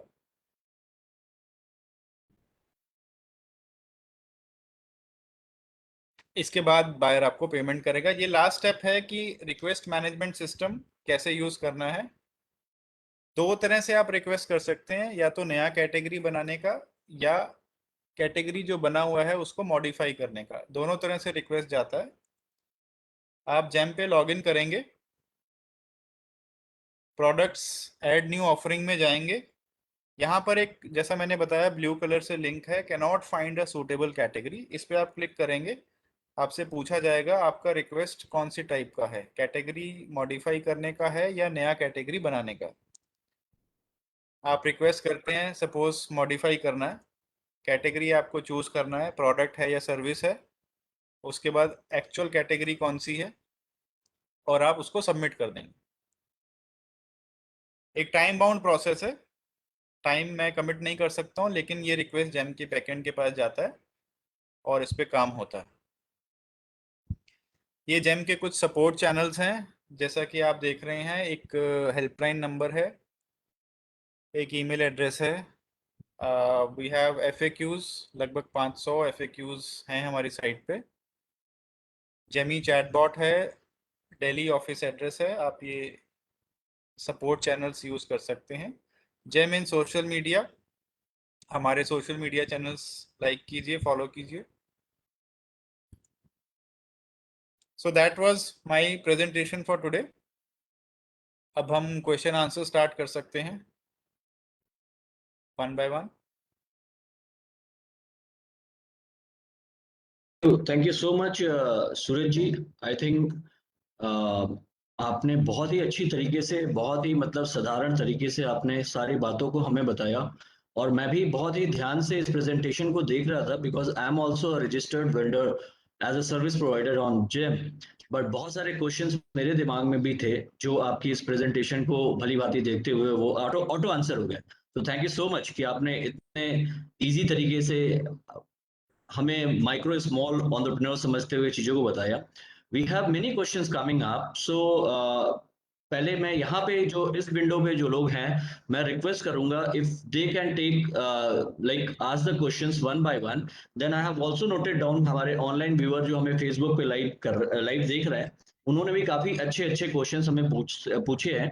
तो पहले मैं, जो ऑनलाइन हमारे पास लॉग्ड इन है यहाँ पे लोग, मैं चाहूंगा एक एक करके वो क्वेश्चंस पूछे, and then we will go to the online users questions. So anyone who wants to start, I'll just check, go with another screen so that my hand is before. Gaurav sir, can I ask a question? Yes, please. Yeah, good afternoon, Suraj sir. I'm having one question in my mind that you told that vendor assessment is the process there on GEM portal. Can you let us know, please? आप हमें बताएंगे कि क्या vendor assessment program क्या है GEM का, कैसे वो vendor की assessment करते हैं, क्या क्या documents उसको चाहिए, क्या physical assessment होती है, financial assessment होती है, production assessment होती है, किस तरह की assessment जो है ये GEM करता है सर vendor की? ओके, देखिए, वेंडर असेसमेंट का मतलब है हम वेंडर को असेस कर रहे हैं कि उसकी कैपेबिलिटीज क्या हैं। ये सारा प्रोसेस QCI करता है। फर्स्ट ऑफ ऑल ये क्वालिटी काउंसिल ऑफ इंडिया करता है, जेम नहीं करता है। आप जेम की साइट पे जाके जब अप्लाई करते हैं असेसमेंट को, तो दो तरह से कर सकते हैं, एक पेड और दूसरा है एग्जाम्पशन। मेरी वॉइस सीको कर रही है। ओके, तो पेड जो प्रोसेस है उसमें आप जब अप्लाई करते हैं, आप ऑनलाइन पेमेंट करते हैं, आपको बस ये सेलेक्ट करना होता है कि आपको किस कैटेगरी में एग्जाम्पशन चाहिए, असेसमेंट चाहिए। यानी कि अगर आप लेट सपोज आप फर्नीचर वेंडर हैं या फर्नीचर बनाते हैं, या आप स्कैनर प्रिंटर भी मैन्युफैक्चर करते हैं, वो सारी कैटेगरीज वन बाय वन आपको सेलेक्ट करनी है और आपको अप्लाई करना है। असेसमेंट प्रोसेस स्टार्ट कैसे होता है? ये दो स्टेप में होता है। पहला होता है डेस्कटॉप असेसमेंट। डेस्कटॉप असेसमेंट में आपको QCI की साइट का लॉगिन पासवर्ड देगा। आपका एक छोटा सा मिनी अकाउंट खुल जाता है असेसमेंट के लिए। वहाँ पर आपको अपने डॉक्यूमेंट सबमिट करने हैं। उनका फॉर्म होता है एक, वो फॉर्म फिल करना है आपका, जैसे ISO डॉक्यूमेंट अगर है, आपका SOP क्या है, प्रोडक्शन कैपेसिटी कितनी है। फिजिकल असेसमेंट नहीं होता, आपको सिर्फ डॉक्यूमेंट देने हैं। जब आप कंप्लीट कर लेते हो तो उसके बाद एक वीडियो असेसमेंट होता है। वीडियो असेसमेंट आपके जो भी ओनर के साथ एक वीडियो कॉल करवाया जाता है, आपकी प्रेमाइसिस को देखा जाता है, और ये दोनों स्टेप होने के बाद तकरीबन इसमें 7 to 10 डेज लगते हैं, आपको असेसमेंट रिपोर्ट दे दी जाती है। अब रही बात दूसरा स्टेप जो फ्री वाला है, यानी एग्जेम्पशन का। कुछ वेंडर्स को कैटेगरीज को एग्जेम्प्ट किया गया है, जैसे अगर आपके पास NSIC का सर्टिफिकेट है तो भी आप एग्जेम्प्टेड हैं, अगर आपके पास BIS लाइसेंस है तो भी आप एग्जेम्प्टेड हैं, अगर आपका टर्नओवर 500 करोड़ से ज़्यादा है वो भी एग्जेम्प्टेड है।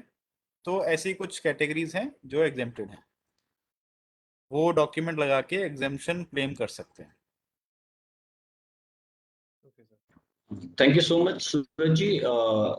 हमारे साथ ऑनलाइन फेसबुक पे विश्वनाथ नागराज जी जुड़े हुए हैं, जिनका भी क्वेश्चन इसी से वेंडर असेसमेंट से रिलेटेड था। तो विश्वनाथ जी, आई बिलीव आपका जो क्वेश्चन का आंसर है वो आपको मिल चुका है और आप सेटिस्फाइड हैं। इफ नॉट, आप कमेंट बॉक्स में डाल सकते हैं। मैं बार बार आप लोगों से रिपीट कर रहा हूँ, कुछ क्वेश्चंस हम इस सेशन में कवर कर पाएंगे और जो रह जाएंगे उसके लिए हम लोग आपके पास वापस रिटन कम्युनिकेशन के थ्रू उसका रिप्लाई करने के लिए कोशिश करेंगे। सूरज जी, इसी Dayakar ji, we are coming to you. तो हमारी आवाज इको हो रही है। ओके, सो इसी के कंटिन्यूएशन में ऑनलाइन भी हमारे पास एक क्वेश्चन था सूरज जी, कि जो ब्रांड रजिस्ट्रेशन है वो क्या वेंडर असेसमेंट के बाद होता है कि वो पहले भी हो सकता है? जी, वेंडर असेसमेंट जो है वो आपकी प्रोफाइल अपडेशन का एक पार्ट है, और ब्रांड अप्रूवल अलग प्रोसेस है। आपका जब प्रोफाइल 100% हो जाएगा, आप उसके बाद ब्रांड अप्रूव करवाएंगे। Thank you so much. So I think हमारे जो ऑनलाइन फेसबुक लाइव हमें जो देख रहे हैं, जिनका वो क्वेश्चन था, उनका क्वेश्चन सूरज जी ने बहुत अच्छे तरीके से आंसर किया कि पहले आपकी प्रोफाइल 100% कंप्लीट हो जाएगी, तब आप जाके अपना ब्रांड रजिस्ट्रेशन करने के लिए एलिजिबल होंगे। सो कमिंग टू दयाकर जी, आपका कोई क्वेश्चन है? प्लीज आप अपने आप को unmute Good afternoon, Suraj ji. Thanks for your nice presentation on GEM. We have registered GEM about 2.5 years back. हमारी प्रोफाइल कंप्लीट कर चुके हैं, but when we go to brand product पे, so our equipment starts from minimum 30 lakhs rupees. So it is not accepting. In fact, 8 months back we have hired a consultant also from Dehradun, but they are also not unable to do it. So what can we do? Do we have any particular, जैसा आपने बोला है 5 लाख का नीचे 25,000 के ऊपर वाला, but when we have products like higher volumes. But surprisingly, I am heading also one association, Indian Print Manufacturers Association. Recently हमारा एक मेंबर का कंप्लेंट आया हुआ है हमारे जिम पे, जो 5 करोड़ का प्रोडक्ट यूपी में रजिस्टर हुआ है, बाकी का लोग नहीं कर सक रहे। So is there any clarification on this particular question, Suraj ji? Sir, you said upload. आप एक बार थोड़ा उस पर मुझे और थोड़ा इन्फॉर्मेशन दीजिए, आप क्यों अपलोड नहीं कर पा रहे हैं? Are you getting any error या क्या इशू है? Yeah, price बोलते हैं sir, your price is not acceptable. Okay, तो मैं आपको बताना चाहूँगा कि जब भी अपलोड कर, जेम ने एक प्राइस रेंज बनाया हुआ है। उस प्राइस रेंज में आपको प्रोडक्ट MRP और ऑफर प्राइस उसी में डालना है, क्योंकि कभी कभी वेंडर्स कभी कभी अनरीजनेबल प्राइस भी डालते हैं। हालांकि आपका जो केस है उस प्राइस रेंज को मॉडिफाई करवाना है, तो मैं वैसे चैट बॉक्स में एक ईमेल एड्रेस आपको डाल रहा हूँ। आप कैटेगरी नेम और ऑफर प्राइस का जो भी रिकमेंडेशन है आप वहाँ पे उनको सजेस्ट कर सकते हैं, आपका चेंज हो जाएगा। Thank you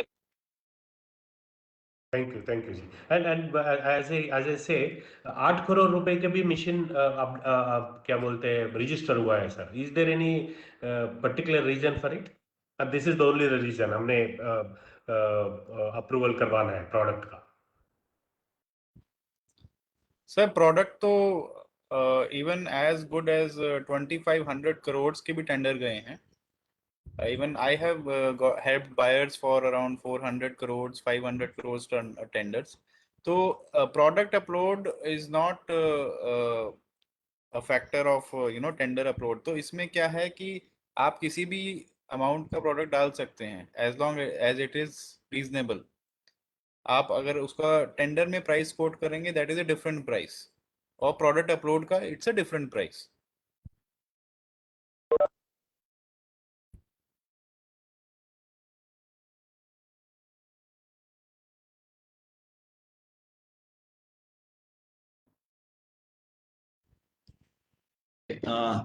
Anand Jetwa ji has certain questions to ask. Anand ji please आप अपने को अनम्यूट करके please you ask the question.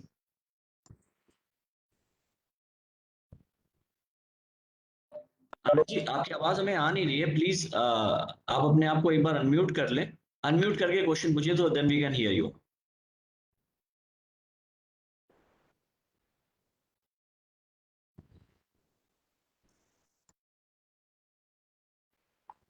Anand ji I am so sorry, जब तक आप अपने आप को अनम्यूट नहीं करेंगे तब तक हम आपको नहीं सुन पाएंगे, स्पीकर भी आपको नहीं सुन पाएंगे, तो आपके क्वेश्चन के आंसर देने में डिफिकल्टी होगी। प्लीज आपके सामने स्क्रीन पे अनम्यूट बटन होगा, उसको क्लिक करें और फिर आप क्वेश्चन पूछें अपना।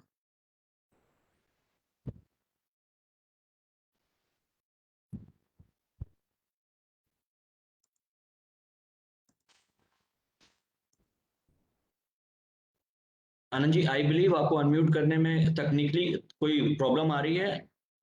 We need not to worry, हमें परेशान नहीं होना है। जो भी क्वेश्चन रह जाते हैं वो हम आगे इस पे हमने विचार किया है कि हम इसको कैसे एक एडवाइजरी टीम को ही एक हेल्प डेस्क बना के हम क्वेश्चंस लेके आगे हम गवर्नमेंट को भेज के उसके आंसर्स लेने की कोशिश करेंगे। So this is not a one session process, यहाँ से शुरुआत हुई है चीजों की। हम अपना जेम का हेल्प डेस्क भी क्रिएट करेंगे जिसमें हम जेम हेल्प डेस्क में हम सूरज जी और टीम के साथ कोऑर्डिनेट करेंगे। तो फोरम के जितने भी लोग हैं या जो लोग हमें ऑनलाइन सुन रहे हैं, अगर आपको कोई तकलीफ आती है जेम पे, कोई भी तरह की समस्या आती है तो आप हमें लिख सकते हैं जेम हेल्प डेस्क पे, और हम उसका गवर्नमेंट के साथ, हम जेम टीम के साथ उसका क्वेश्चंस का आंसर ले आके हम आप वापस आपको रिप्लाई करने का पूरा प्रयास करेंगे।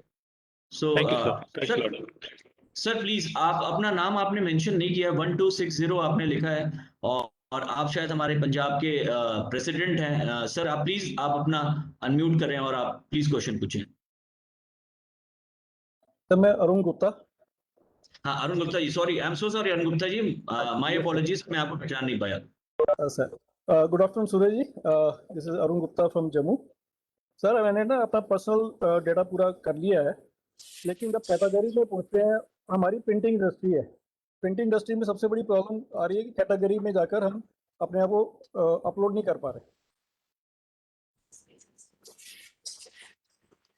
सर अपलोड नहीं कर पा रहे, it's a very broad thing. आपको थोड़ा बताना पड़ेगा क्या आपको प्रॉब्लम क्या आ रही है, एरर मैसेज आता है या कुछ अंडरस्टैंडिंग इशू है? कैटेगरी में क्या है कि कैटेगरी में जैसे अब हम पेपर का डालते हैं, उसमें काफ़ी सारी वैरायटीज आ जाती हैं, जबकि हम इतनी सारी वैरायटीज के रेट्स नहीं डाल सकते। तो उसमें तो काफ़ी सारी, मतलब there are 100 varieties of paper, उसमें सारे मेंशन किए हुए हैं कि इस कैटेगरी का क्या रेट है, इस कैटेगरी का। फिर जब हम बाइंडिंग में जाते हैं तो वो उस पर स्पेसिफिकली सिर्फ ये बोलता है कि आप कौन सी बाइंडिंग कर रहे हैं, लेकिन उसमें नंबर ऑफ पेजेस नहीं मेंशन है, उसका नेचर नहीं मेंशन है। तो it is very difficult to quote our rates. देखिए वहां पर जो आप रेट शीट की आप बात कर रहे हैं, वहां पर एक ऑप्शन होगा प्राइस ऑन डिमांड, उस ऑप्शन को आप सेलेक्ट कर दीजिए प्राइस ऑन डिमांड। फिर आपको हर आइटम का प्राइस देने की जरूरत नहीं है। फिर आपकी जो सर्विस अपलोड हो जाएगी वो सिर्फ बिड के लिए हो जाएगी कि आप बिड में जाएंगे, वहां पे आप नया प्राइस देंगे बिड के अकॉर्डिंग। ओके, तो ये आप ट्राई कर सकते हैं। so I'll try that. Thank you very much.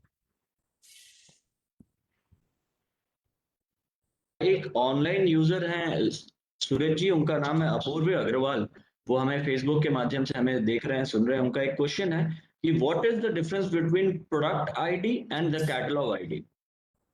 Product ID और कैटलॉग आईडी में डिफरेंस क्या है? सर सेम है, इट्स नॉट डिफरेंट, दोनों सेम है। ओके अपूर्व जी, अगर आप हमें सुन रहे हैं, आप हमें देख रहे हैं, तो ये सेम है।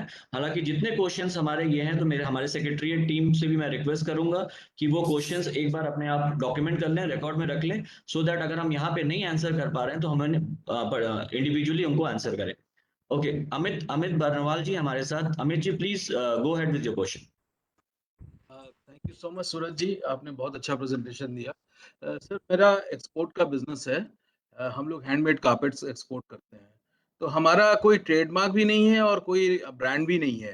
तो इस केस में जेम पे हम लोग कैसे कर सकते हैं? क्या क्या हमको ब्रांड या ट्रेडमार्क रजिस्टर करना पड़ेगा पहले, कि ये उसी दौरान प्रोसेस है, कि क्या करना होगा उसके लिए? देखिए, जब आप ब्रांड का, मैंने आपको प्रोसेस बताया था ब्रांड अप्रूवल का, उसमें थर्ड जो स्टेप था कि मेरे पास कोई ब्रांड नहीं है ना ही कोई ट्रेडमार्क है, आपको वो ऑप्शन सेलेक्ट करना है और फिर वो अनब्रांडेड के नाम से, और आपका जो भी कंपनी नेम है जैसे एबीसी प्राइवेट लिमिटेड, तो वो unbranded hyphen ABC private limited, इस नाम से आपका हम खुद ही एक ब्रांड नेम बना देंगे जो जेम पे रहेगा, और आप ओके। वो आप ही का रहेगा और उसके अंडर आप प्रोडक्ट सेल कर सकते हैं। तो आपको नया ब्रांड अप्लाई करने की ज़रूरत नहीं है। अच्छा sir, thank you so much. एक क्वेश्चन और है। अमूमन जब आप किसी ई कॉमर्स वेबसाइट के थ्रू काम करते हैं तो वो लोग लॉजिस्टिक सपोर्ट्स भी प्रोवाइड करते हैं, उनके टाई अप्स होते हैं। तो क्या जेम का भी किसी इस तरह का कोई टाई अप है किसी लॉजिस्टिक कंपनी से?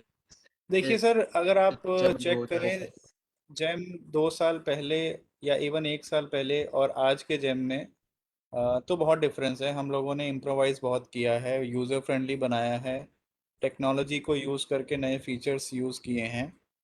तो एज ऑफ नाउ अभी आपको जो ऑर्डर मिलता है, जो आपको क्लाइंट को डिलीवर करना है, दैट शुड बी, आपके अपने खुद के लॉजिस्टिक होते हैं। एज ऑफ नाउ तो अभी नहीं है, लेकिन यस, फ्यूचर के लिए हम कंसिडर कर रहे हैं, डिलीवरी पार्टनर्स को भी एंगेज करेंगे। ये फेज वाइज है। अभी जेम 4.0 चल रहा है, तो GeM 5.0 will be launching very soon, तो उसमें शायद ये हम इनकॉर्पोरेट ज़रूर करेंगे। Thank you Suraj, thank you so much. और क्वेश्चन हमारे पास ऑनलाइन आया है, हमारे ऑफिस बेयरर हैं मिस्टर आदित्य विक्रम शाह। तो उनका ये क्वेश्चन है सूरज जी कि अगर कोई वेंडर है, वो जेम पे रजिस्टर्ड है लेकिन मैन्युफैक्चरर जेम पे रजिस्टर्ड नहीं है, तो वो वेंडर अगर किसी मैन्युफैक्चरर का सामान को बेचना चाहे तो would that be possible? If yes, how? देखिए, इस केस में ब्रांड अप्रूवल वो करवा सकते हैं और एज अ रीसेलर प्रोडक्ट को अपलोड कर सकते हैं। हालांकि वो मैन्युफैक्चर नहीं है तो हम उनको ओईएम नहीं बना सकते, राइट? तो वो सिर्फ एज अ रीसेलर ब्रांड को अप्रूव करवा सकते हैं, अपना ऑथराइजेशन लेटर अटैच करें और ब्रांड का रिक्वेस्ट दें, जेम की बैकएंड टीम उसको अप्रूव कर देगी। सो उनको हम डीम्ड मैन्युफैक्चरर की कैटेगरी में ले आके उनके साथ काम कर सकते हैं, यू मीन टू से? डीम्ड मैन्युफैक्चर जो है वो सिर्फ फॉरेन ब्रांड्स के लिए है। अच्छा, सिर्फ फॉरेन इंडियन ब्रांड्स। ब्रांड्स के लिए तो आपका ऑथराइजेशन वो बना के देंगे आपको, कोई भी लेटर, आप उसी को यूज कर सकते हैं। ठीक है। सो मैं इसको फर्दर क्लैरिफाई कर रहा हूँ, फर्दर इसको मैं इजी वर्ड में बताना चाह रहा हूँ आदित्य जी को कि आदित्य जी, अगर आपके मैन्युफैक्चरर इंडियन सेलर हैं तब तो आप उनसे एक ऑथराइजेशन लेटर लेके एज अ रीसेलर आप उनको उस पर रजिस्टर करके आप सेल कर सकते हैं। इफ इन केस जो आपके मैन्युफैक्चरर हैं वो बाहर के हैं तो उनको डीम्ड ओईएम बना के भी आप उनको बेच सकते हैं। तो दोनों कैटेगरी में answer is yes. Thank you Suraj ji. कोई हैंड रेज मैं देख रहा था। पीयूष जी हमारे साथ हैं। पीयूष जी एक क्वेश्चन पूछना चाहते हैं। पीयूष भैया, please unmute and ask the question please. Yeah, thank you, Surajji. It was a wonderful. It is a wonderful presentation. बहुत simple and very informative. And I have one single question. आपका बहुत सारे associations and chambers के साथ में MOU sign है, तो इसका कोई उनके members को benefit है कि नहीं? अगर MOU sign है, like हमारा अगर MSME स्टार्टअप फोरम के साथ में MOU sign होता है, तो हमारे members को क्या उसका कोई added advantage मिलता है? देखिए, एडवांटेज के तौर पे आप वैसे तो जेम की साइट पे एक लिंक है एमओयूज का, आप हमने सारे एमओयूज वहाँ अपलोड किए भी हुए हैं, आप जाके उनको कॉपी देख सकते हैं कि जेम क्या प्रोवाइड कर रहा है और एसोसिएशन क्या प्रोवाइड कर रहा है। तो इसमें जो सबसे मेन कॉन्सेप्ट रहता है सेलर डेवलपमेंट, वेंडर डेवलपमेंट का और ट्रेनिंग का। तो जब भी आपको रिक्वायरमेंट है, जेम आपके लिए ट्रेनिंग ऑर्गेनाइज करेगा और आपके पार्टिसिपेंट्स को अगर कोई रजिस्ट्रेशन कैंप लगवाना है, हम we will also support that. तो ये ऑनगोइंग प्रोसेस है। ओके, वन थिंग मोर कि अगर अगर आपका कोई MOU साइंड चैम्बर है और अपने मेंबर को ऑथराइज करता है कि दे आर बोनाफाइड, तो उसका कोई एडवांटेज मिलता है? देखिए पोर्टल पर तो कोई एडवांटेज नहीं है उसका। यस, उसका फैसिलिटेशन और उसका ट्रेनिंग या उसका कोई डाउट क्लैरिफिकेशन वो हो सकता है, that we will support you, लेकिन पोर्टल के लिए सब सेलर्स इक्वल हैं।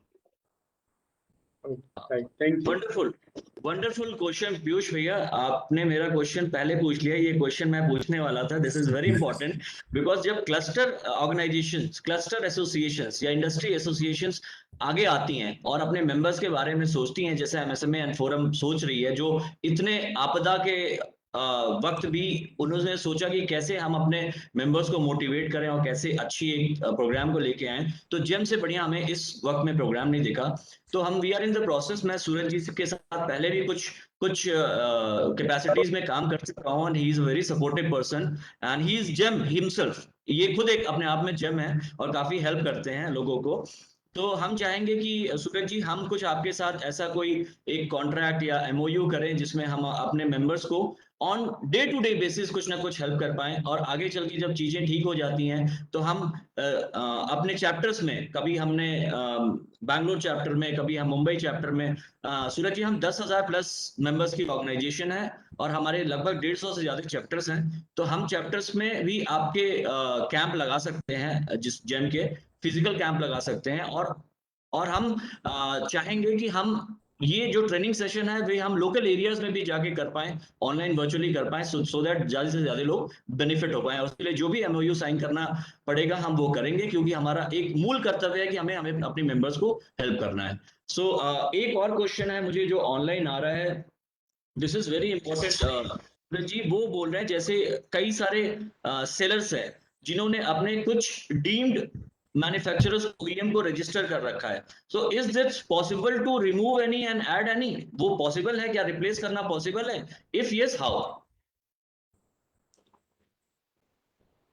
सर एक अगर आप किसी एक कैटेगरी में, लेट सपोज आप कोई अमेरिकन ब्रांड को यूज कर रहे हैं, आपने डीम्ड OEM उनसे साइन करवाया है और जेम को सबमिट किया है, तो उस स्पेसिफिक ब्रांड के OEM हम आपको बना देते हैं।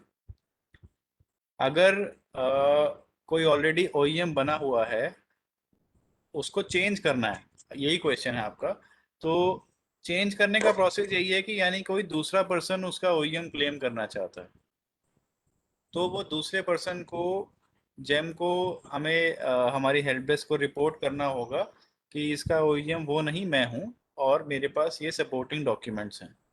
फिर जेम वो डॉक्यूमेंट वेरीफाई करता है, और अगर ऐसा है तो हम OEM ओनरशिप ट्रांसफर करते हैं। Fine, thank you so much. Alok ji काफी देर से प्रयास कर रहे हैं, मैं अभी देख नहीं पाया था। आलोक जी प्लीज आप अपना क्वेश्चन को आप सूरज जी के सामने रखें सो दैट वो आंसर करें।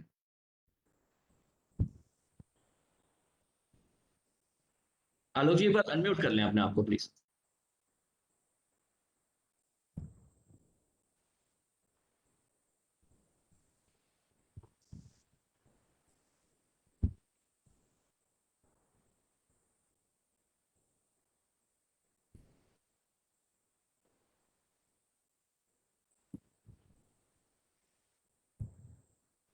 आलोक जी हम आपको सुन नहीं पा रहे हैं, आप अनम्यूट कर लें एक बार so that we can hear you.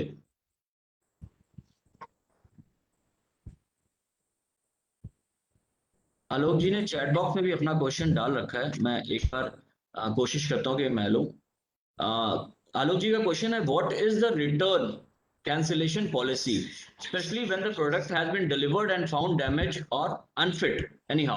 So सूरज जी उनका क्वेश्चन ये है कि रिटर्न और कैंसिलेशन पॉलिसी क्या है अगर जो प्रोडक्ट पहुंचा वो somehow डैमेज कंडीशन में पहुंचा या उस कंडीशन में नहीं पहुंचा जिस कंडीशन में बायर को चाहिए था, तो what is the process? Alok ji, am I right to ask the question? ठीक है, सूरज जी प्लीज। राइट, देखिए इसमें आप जब प्रोडक्ट डिलीवर करते हैं, जैसे ही आप डिलीवरी डेट अपडेट करते हैं, तो बायर के पास ऑप्शन स्टार्ट हो जाता है। वहाँ मैंने बोला था उनका टाइमर स्टार्ट हो जाता है। पहले उन्हें PRC देना होता है, यानी फिजिकल प्रोविजनल रिसिप्ट सर्टिफिकेट, कि मुझे आइटम मिला है या नहीं मिला है। तो वहां पर वो पहले पीआरसी एक्सेप्ट करेंगे, इसके बाद सीआरएसी होता है, कंसाइनी रिसिप्ट एंड एक्सेप्टेंस। ये बायर का रिटर्न पॉलिसी है। यानी कि अगर आपने 10 आइटम्स भेजे हैं, बायर को 10 मिले हैं, अब एक आइटम उसमें से नहीं चल रहा है, या वो डैमेज है, या वो खराब है, तो बायर इसमें 9 आइटम्स एक्सेप्ट करता है और 1 आइटम रिजेक्ट करता है। तो वो 9 आइटम्स का ही पेमेंट वो आगे लायबल होता है। और जो आइटम रिजेक्ट हो जाता है, यानी जो 1 आइटम रिजेक्ट है, सेलर के पास ऑप्शन है कि मैं उसका सप्लीमेंट्री इनवॉइस बना के उसको दोबारा से भेज सकता हूँ। तो ये ऑप्शन है। तो आप एक तरह से रिप्लेसमेंट भी आपके हाथ में आप दे सकते हैं। अदरवाइज आप नहीं भेजना चाहते तो वो जो रिजेक्टेड आइटम है आप उसको उठवा लें वहाँ से, और आपको 9 आइटम्स का पेमेंट मिल जाएगा। एक बात आपको ध्यान रखना है, ये टाइम बाउंड प्रोसेस है। डिलीवरी के 10 डेज के अंदर अगर बायर ने एक्सेप्ट नहीं किया या रिजेक्ट भी नहीं किया, तो 10 डेज में सब आइटम ऑटोमेटिकली एक्सेप्ट कर लेगा सिस्टम। तो यहाँ आपको थोड़ा बेनिफिट है, अगर आप टाइम से डिलीवर करेंगे तो ऑटोमेटिक सीआरएसी जनरेट होता है।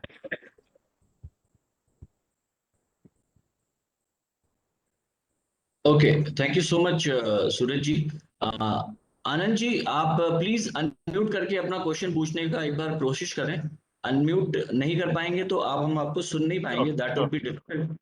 हाँ I Anand ji, think now please you can hear me, right? Thank you very Yes, much yes. for your informative session for this time.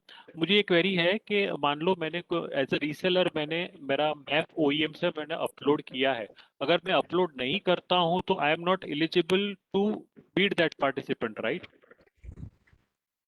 Yes.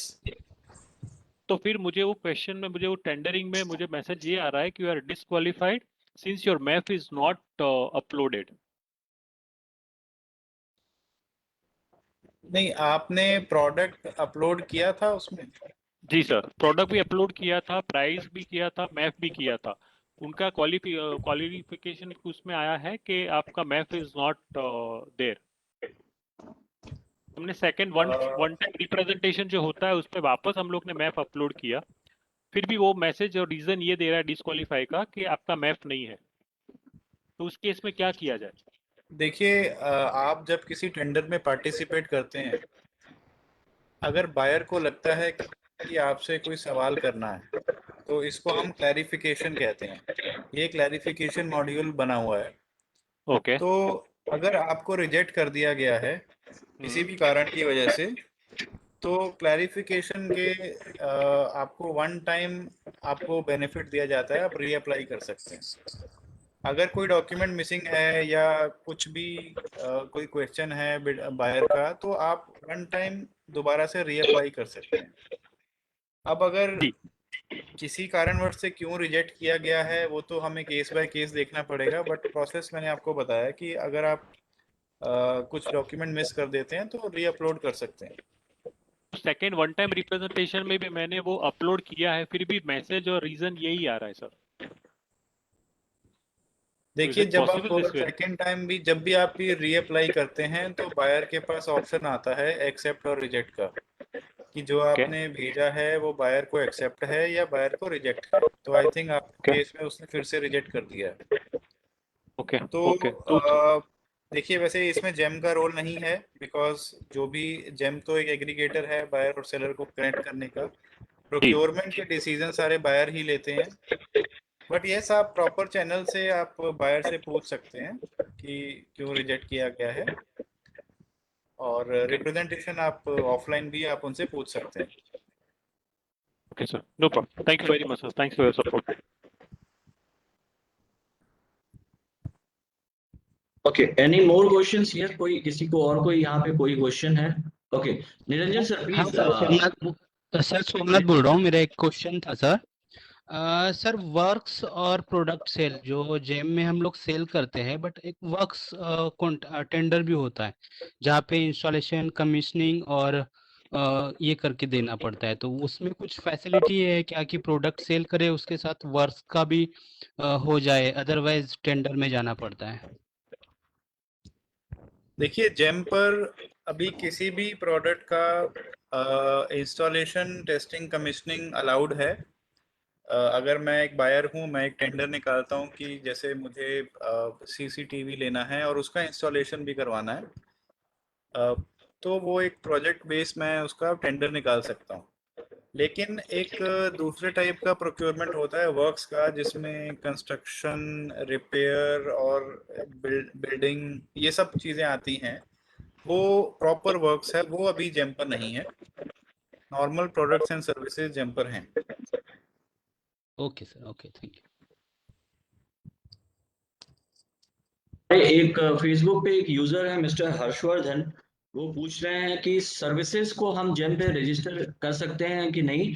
तो इसका जवाब मैं सूरज जी से बिना पूछे मैं दे सकता हूँ, यस कर सकते हैं। सूरज जी शायद हमारे प्रेजेंटेशन में सर्विसेज को कैसे रजिस्टर करते हैं वो थोड़ा सा प्रोडक्ट पे थोड़ा सा ज्यादा अपना लाइमलाइट चला गया था, शायद लोग नहीं कर पाए। अगर इस क्वेश्चन को आंसर करते हुए आप थोड़ा सा और इसको बता पाए तो that would be better for the people who are into the service industry. Right, जैसा मैंने बताया था 170 या 180 सर्विसेज जेम पर ऑलरेडी लाइव हैं। तो आपको पहले तो सेम काम करना है, रजिस्टर करना है, प्रोफाइल अपडेट करना है, 100% तक करना है। इसके बाद जो प्रोडक्ट, जैसे ऐड न्यू ऑफरिंग में गए थे, वैसे ही सर्विसेज में जाना है ऐड न्यू ऑफरिंग में। और बहुत ही सिंपल छोटा सा एक फॉर्म खुल जाएगा आपके सामने। जैसे अगर आपको मैन पावर सर्विस अपलोड करना है तो आपको एक छोटा सा कैटलॉग बनाना होता है, आपको उसमें रेट शीट डालना होता है और आपको अपने एक्सपीरियंस डालना है। ये आपको ध्यान रखिए, सर्विसेज में आपको एक्सपीरियंस डालना मैंडेटरी है। तो आप जैसे प्रोजेक्ट 1, प्रोजेक्ट 2, प्रोजेक्ट 3, तीन तरह के प्रोजेक्ट आप डाल सकते हैं। आप उसमें अमाउंट डालेंगे, कितने अमाउंट का सर्विस कॉन्ट्रैक्ट था वो, उसका स्टेटस क्या है, कंप्लीटेड है या ऑनगोइंग है। बायर का डिटेल आप डालेंगे उसमें, क्योंकि QCI टीम बायर से वेरीफाई करेगी। तो आप उसको सर्विस कैटलॉग को डालेंगे और वो 5 दिन लगते हैं उसको अप्रूव करने में। तो ये सिंपल प्रोसेस है, प्रोडक्ट से तो काफ़ी सिंपल है।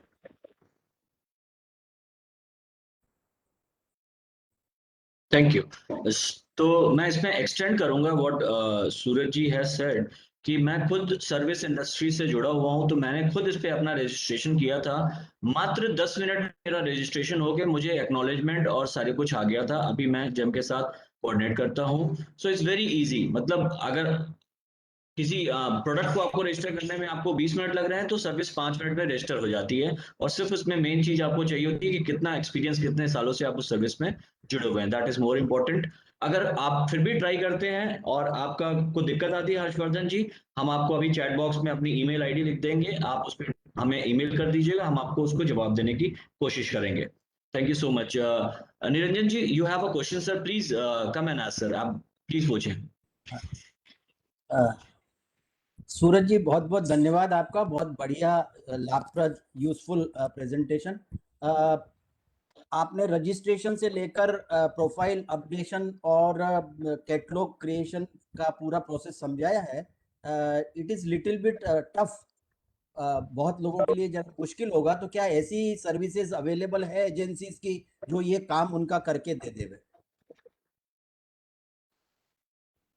देखिए सर, जेम वैसे ये सब डिस्करेज करता है, क्योंकि मैं आपको रीज़न बताता हूँ। हम चाहते हैं कि हम आप ही को एम्पावर करें, आप ही को एजुकेट करें, आप अपना अकाउंट खुद हैंडल करें। क्योंकि जेम पोर्टल बहुत डायनेमिक है, जो आप आज देख रहे हैं 10 दिनों बाद वो थोड़ा चेंज हो सकता है, कोई नया फीचर आ सकता है। अगर आप किसी को एम्प्लॉय भी करेंगे, मार्केट में ऐसे लोग हैं, ऐसी सर्विसेज देते हैं, तो नए फीचर के बारे में उनको कोई ज्ञान नहीं होगा। आप इस फोरम के थ्रू किसी ट्रेनिंग, हमारे साइट पर ट्रेनिंग होती हैं, हमारी साइट पे भी होती हैं, वेबिनार्स होते हैं, मंथ में 4 वेबिनार्स होते हैं। आप वो ज्वाइन करके जेम की जो ओरिजिनल ट्रेनिंग टीम है उन्हीं से ट्रेनिंग लीजिए, उन्हीं से डाउट क्लियर करवाइए। तो ये बेनिफिट रहता है आपको खुद अकाउंट हैंडल करने का। Okay, thank you. Niranjan sir, इसमें मैं ऐड करना चाहूंगा, जो अभी आपने प्रेजेंटेशन में देखा होगा और सूरज जी ने हाईलाइट भी किया था कि बहुत सारी ऑर्गेनाइजेशन हैं जो जेम के साथ MOU साइन करके काम कर रही हैं। तो ऑर्गेनाइजेशंस जो होती हैं उसकी क्रेडिबिलिटी होती है। जैसे MSME एंड स्टार्टअप्स फोरम जो हमारी ऑर्गेनाइजेशन है, इसकी एक अपने आप में बहुत बड़ी क्रेडिबिलिटी है। People have attached with us with a trust and moreover we are not for profit organization. So before diverting to any people to any profit organization, हम ये काम करने की कोशिश करेंगे। हम चाहेंगे कि प्रेसिडेंट यहाँ पे हमारे मौजूद हैं, हम चाहेंगे कि हम एक जेम का हेल्प डेस्क बनाएं और जेम के हेल्प डेस्क के साथ हम लोगों को जो भी हेल्प हो सकती है, सूरज जी भी उसमें कंट्रीब्यूट करेंगे, वो अपना टाइम देंगे। ये एक ट्रेनिंग से शुरुआत की है, हम कई सारी ट्रेनिंग्स ऐसी करेंगे, स्पेसिफिक ट्रेनिंग भी करेंगे। मे बी एक दिन हम प्रोडक्ट कैटलॉगिंग पे काम ट्रेनिंग करें, एक दिन हम सिर्फ रजिस्ट्रेशन पे काम करें, एक दिन हम सिर्फ इनवॉइसिंग पे काम करें। तो डेडिकेटेड ट्रेनिंग करके हम थोड़ा सा और अपने आप को उसमें परिपक्व और अपने आप को मजबूत बना पाएंगे। So that would be the our role, because हमारा रोल इसमें बहुत बड़ा इंपॉर्टेंट हो जाता है एज ए फोरम, कि हम कैसे लोगों को सपोर्ट करते हैं अच्छी चीजों करने में, और उसमें यही हैंड होल्डिंग सपोर्ट करने के लिए हम कोशिश करेंगे। तो सूरज जी, इसके बाद मैं आपसे डिस्कस करूंगा कि कैसे हम एक एमओयू कर सकते हैं कि फोरम उसमें कहाँ पे कैसे कैसे लोगों को मदद करने में, जेम के मदद पहुंचाने में आपके लिए सहायता। मनोज भैया प्लीज, आप you want to say something. आपने गौरव जी एकदम मन की बात कही। एक तो सूरज सर ने बहुत ही सुंदर तरीके से समझाया था, और आज से इमीडिएटली हम लोग एमएसएमई एंड स्टार्टअप फोरम की तरफ से जेम हेल्पलाइन जो है वो स्थापित करते हैं। हम इसकी खुद घोषणा करते हैं। हमारी तरफ से 1-2 लोग इस पे रहेंगे। सूरज जी से भी निवेदन करेंगे कि वो अपने सहयोगियों से हमें कनेक्ट करें, और महीने में एक दिन हम जेम को डिवोट करके ऐसे ही वेबिनार के थ्रू अपने मेंबर्स को, अपने सर्विस प्रोवाइडर्स को, जो भी जिनके एमएसएमई है या वो है, उनकी मदद करना चाहेंगे। ये गौरव जी आपका बहुत अच्छा सुझाव था, और सूरज सर की इसमें सहमति रहेगी। तो हर महीने हम लोग एक तो हेल्प डेस्क बनाएंगे, और हर महीने एक कार्यक्रम सूरज जी या आपके किसी नॉमिनेटेड के साथ हम करना चाहेंगे। गौरव जी।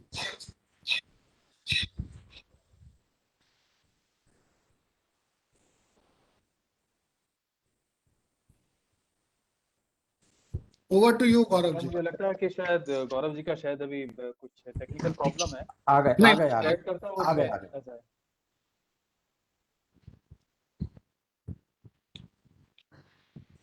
मन का ऑब्जेक्टिव ही सेम है, तो मन की बात तो सारे करेंगे जो भी करेंगे यहाँ पे। So I lost your voice because of my network issue. So one line में था चाहते हैं जी। नहीं, आपने मिस कर दिया, इसलिए मैं बता रहा हूँ कि आज से ही हम लोग एमएसएमई के अपने फोरम पे जेम हेल्पलाइन स्टैब्लिश करते हैं।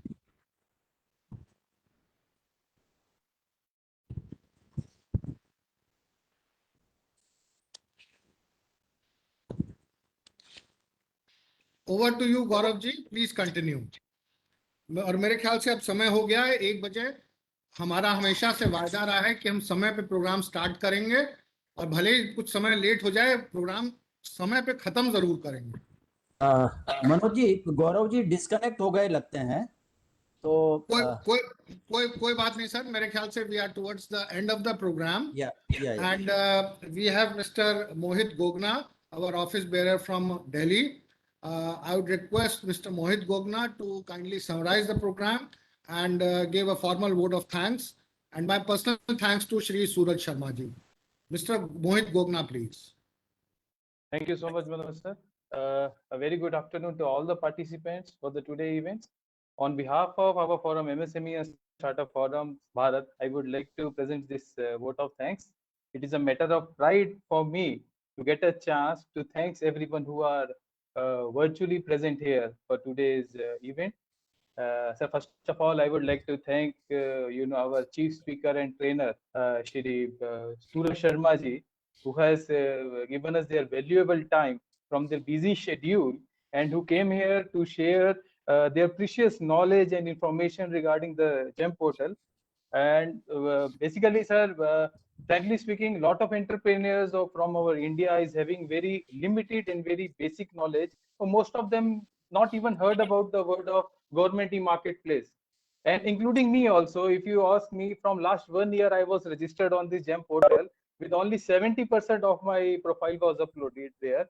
Because, finding so much buttons there, so much options there, it becomes very confusing without having a proper knowledge of using it. So people will get the opinion that no, it is not my cup of tea. So they simply, you know, exit the portal. But today, Suraj sir, you have defined all the aspects, all the informations, you know, each and everything regarding the GEM portal, sir.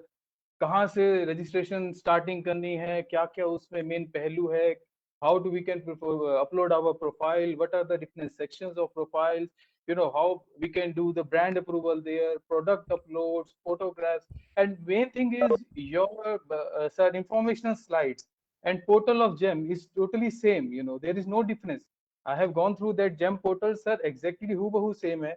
तो जो भी इसमें options और click buttons जो भी आपने दिखाए वो रियल पोर्टल में भी एज इट इज हैं, तो उससे बहुत हेल्प मिलेगी सर. और कई डाउट्स थे हमारे दिमाग में और कई तरह के क्वेश्चंस थे जो कि मतलब बिना पूछे ही आपने वो कवर अप कर लिए. तो heads up to you Suraj sir. In future you know we are looking forward to much more webinars like this, so hopefully we will organize such events, you know, again and again, and we will keep you troubling again and again for the sake of, you know, our society, for the betterment of our society. So thank you once again, Suraj sir, for coming here and sharing your valuable time.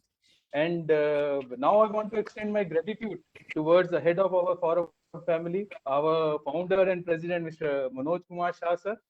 Manoj sir, thank you so much for spending today time with us. You know, it is not about spending your time. There's a list of thanks, you know, which we can give you at this endless list. You know, thank you for encouraging the potential in lot of entrepreneurs, you know, to achieve many endeavors in their life, you know, and thank you for giving us such a great platform in the form of MSME and Startup Forum. Thank you for organizing such a knowledgeable and successful event today.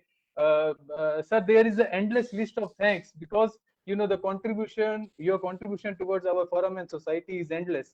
So cutting it to the short, sir, I can say that I can wish that God bless you with good health, you know, during this pandemic era, so that you just keep on doing good works for the betterment of humanity and for the betterment of our society. So thank you, sir. आप अपना मार्गदर्शन ऐसे ही हमारे साथ रखिए, एक परिवार के मुखिया की तरह सारे परिवार को साथ लेके चलिए. तो बहुत बहुत धन्यवाद सर आपका आने का और हमें इतना अपने सामने देने का. Sir, thank you so much. And now it's my pleasure to thank our director, you know, Mr. Gaurav Kumar Rai. You know, we cannot, you know, forget his efforts and all. So thank you so much, Gaurav ji, for doing such a hard work for organizing this successful event today. And, you know, I had discussed this with Manoj ji also, that you are a very responsible person, you know, one of the responsible person of our forum. So whatever duty and task and whatever assignment has been given to you, you have given your 100% to it, and you come out with the successful result for that. And today's event is one of the list which have many more to come also. So thank you so much. And unfortunately, you know, we cannot hear my friend Mr. Varun Goyal. You know, he was there. I cannot forget to thank him also, because he was there to give his opening remarks, but due to technical issue, he is you know, not able to audible to any of us. So thank you, Varun sir. Also, your presence itself will make any event, you know, it's filled with the positivity.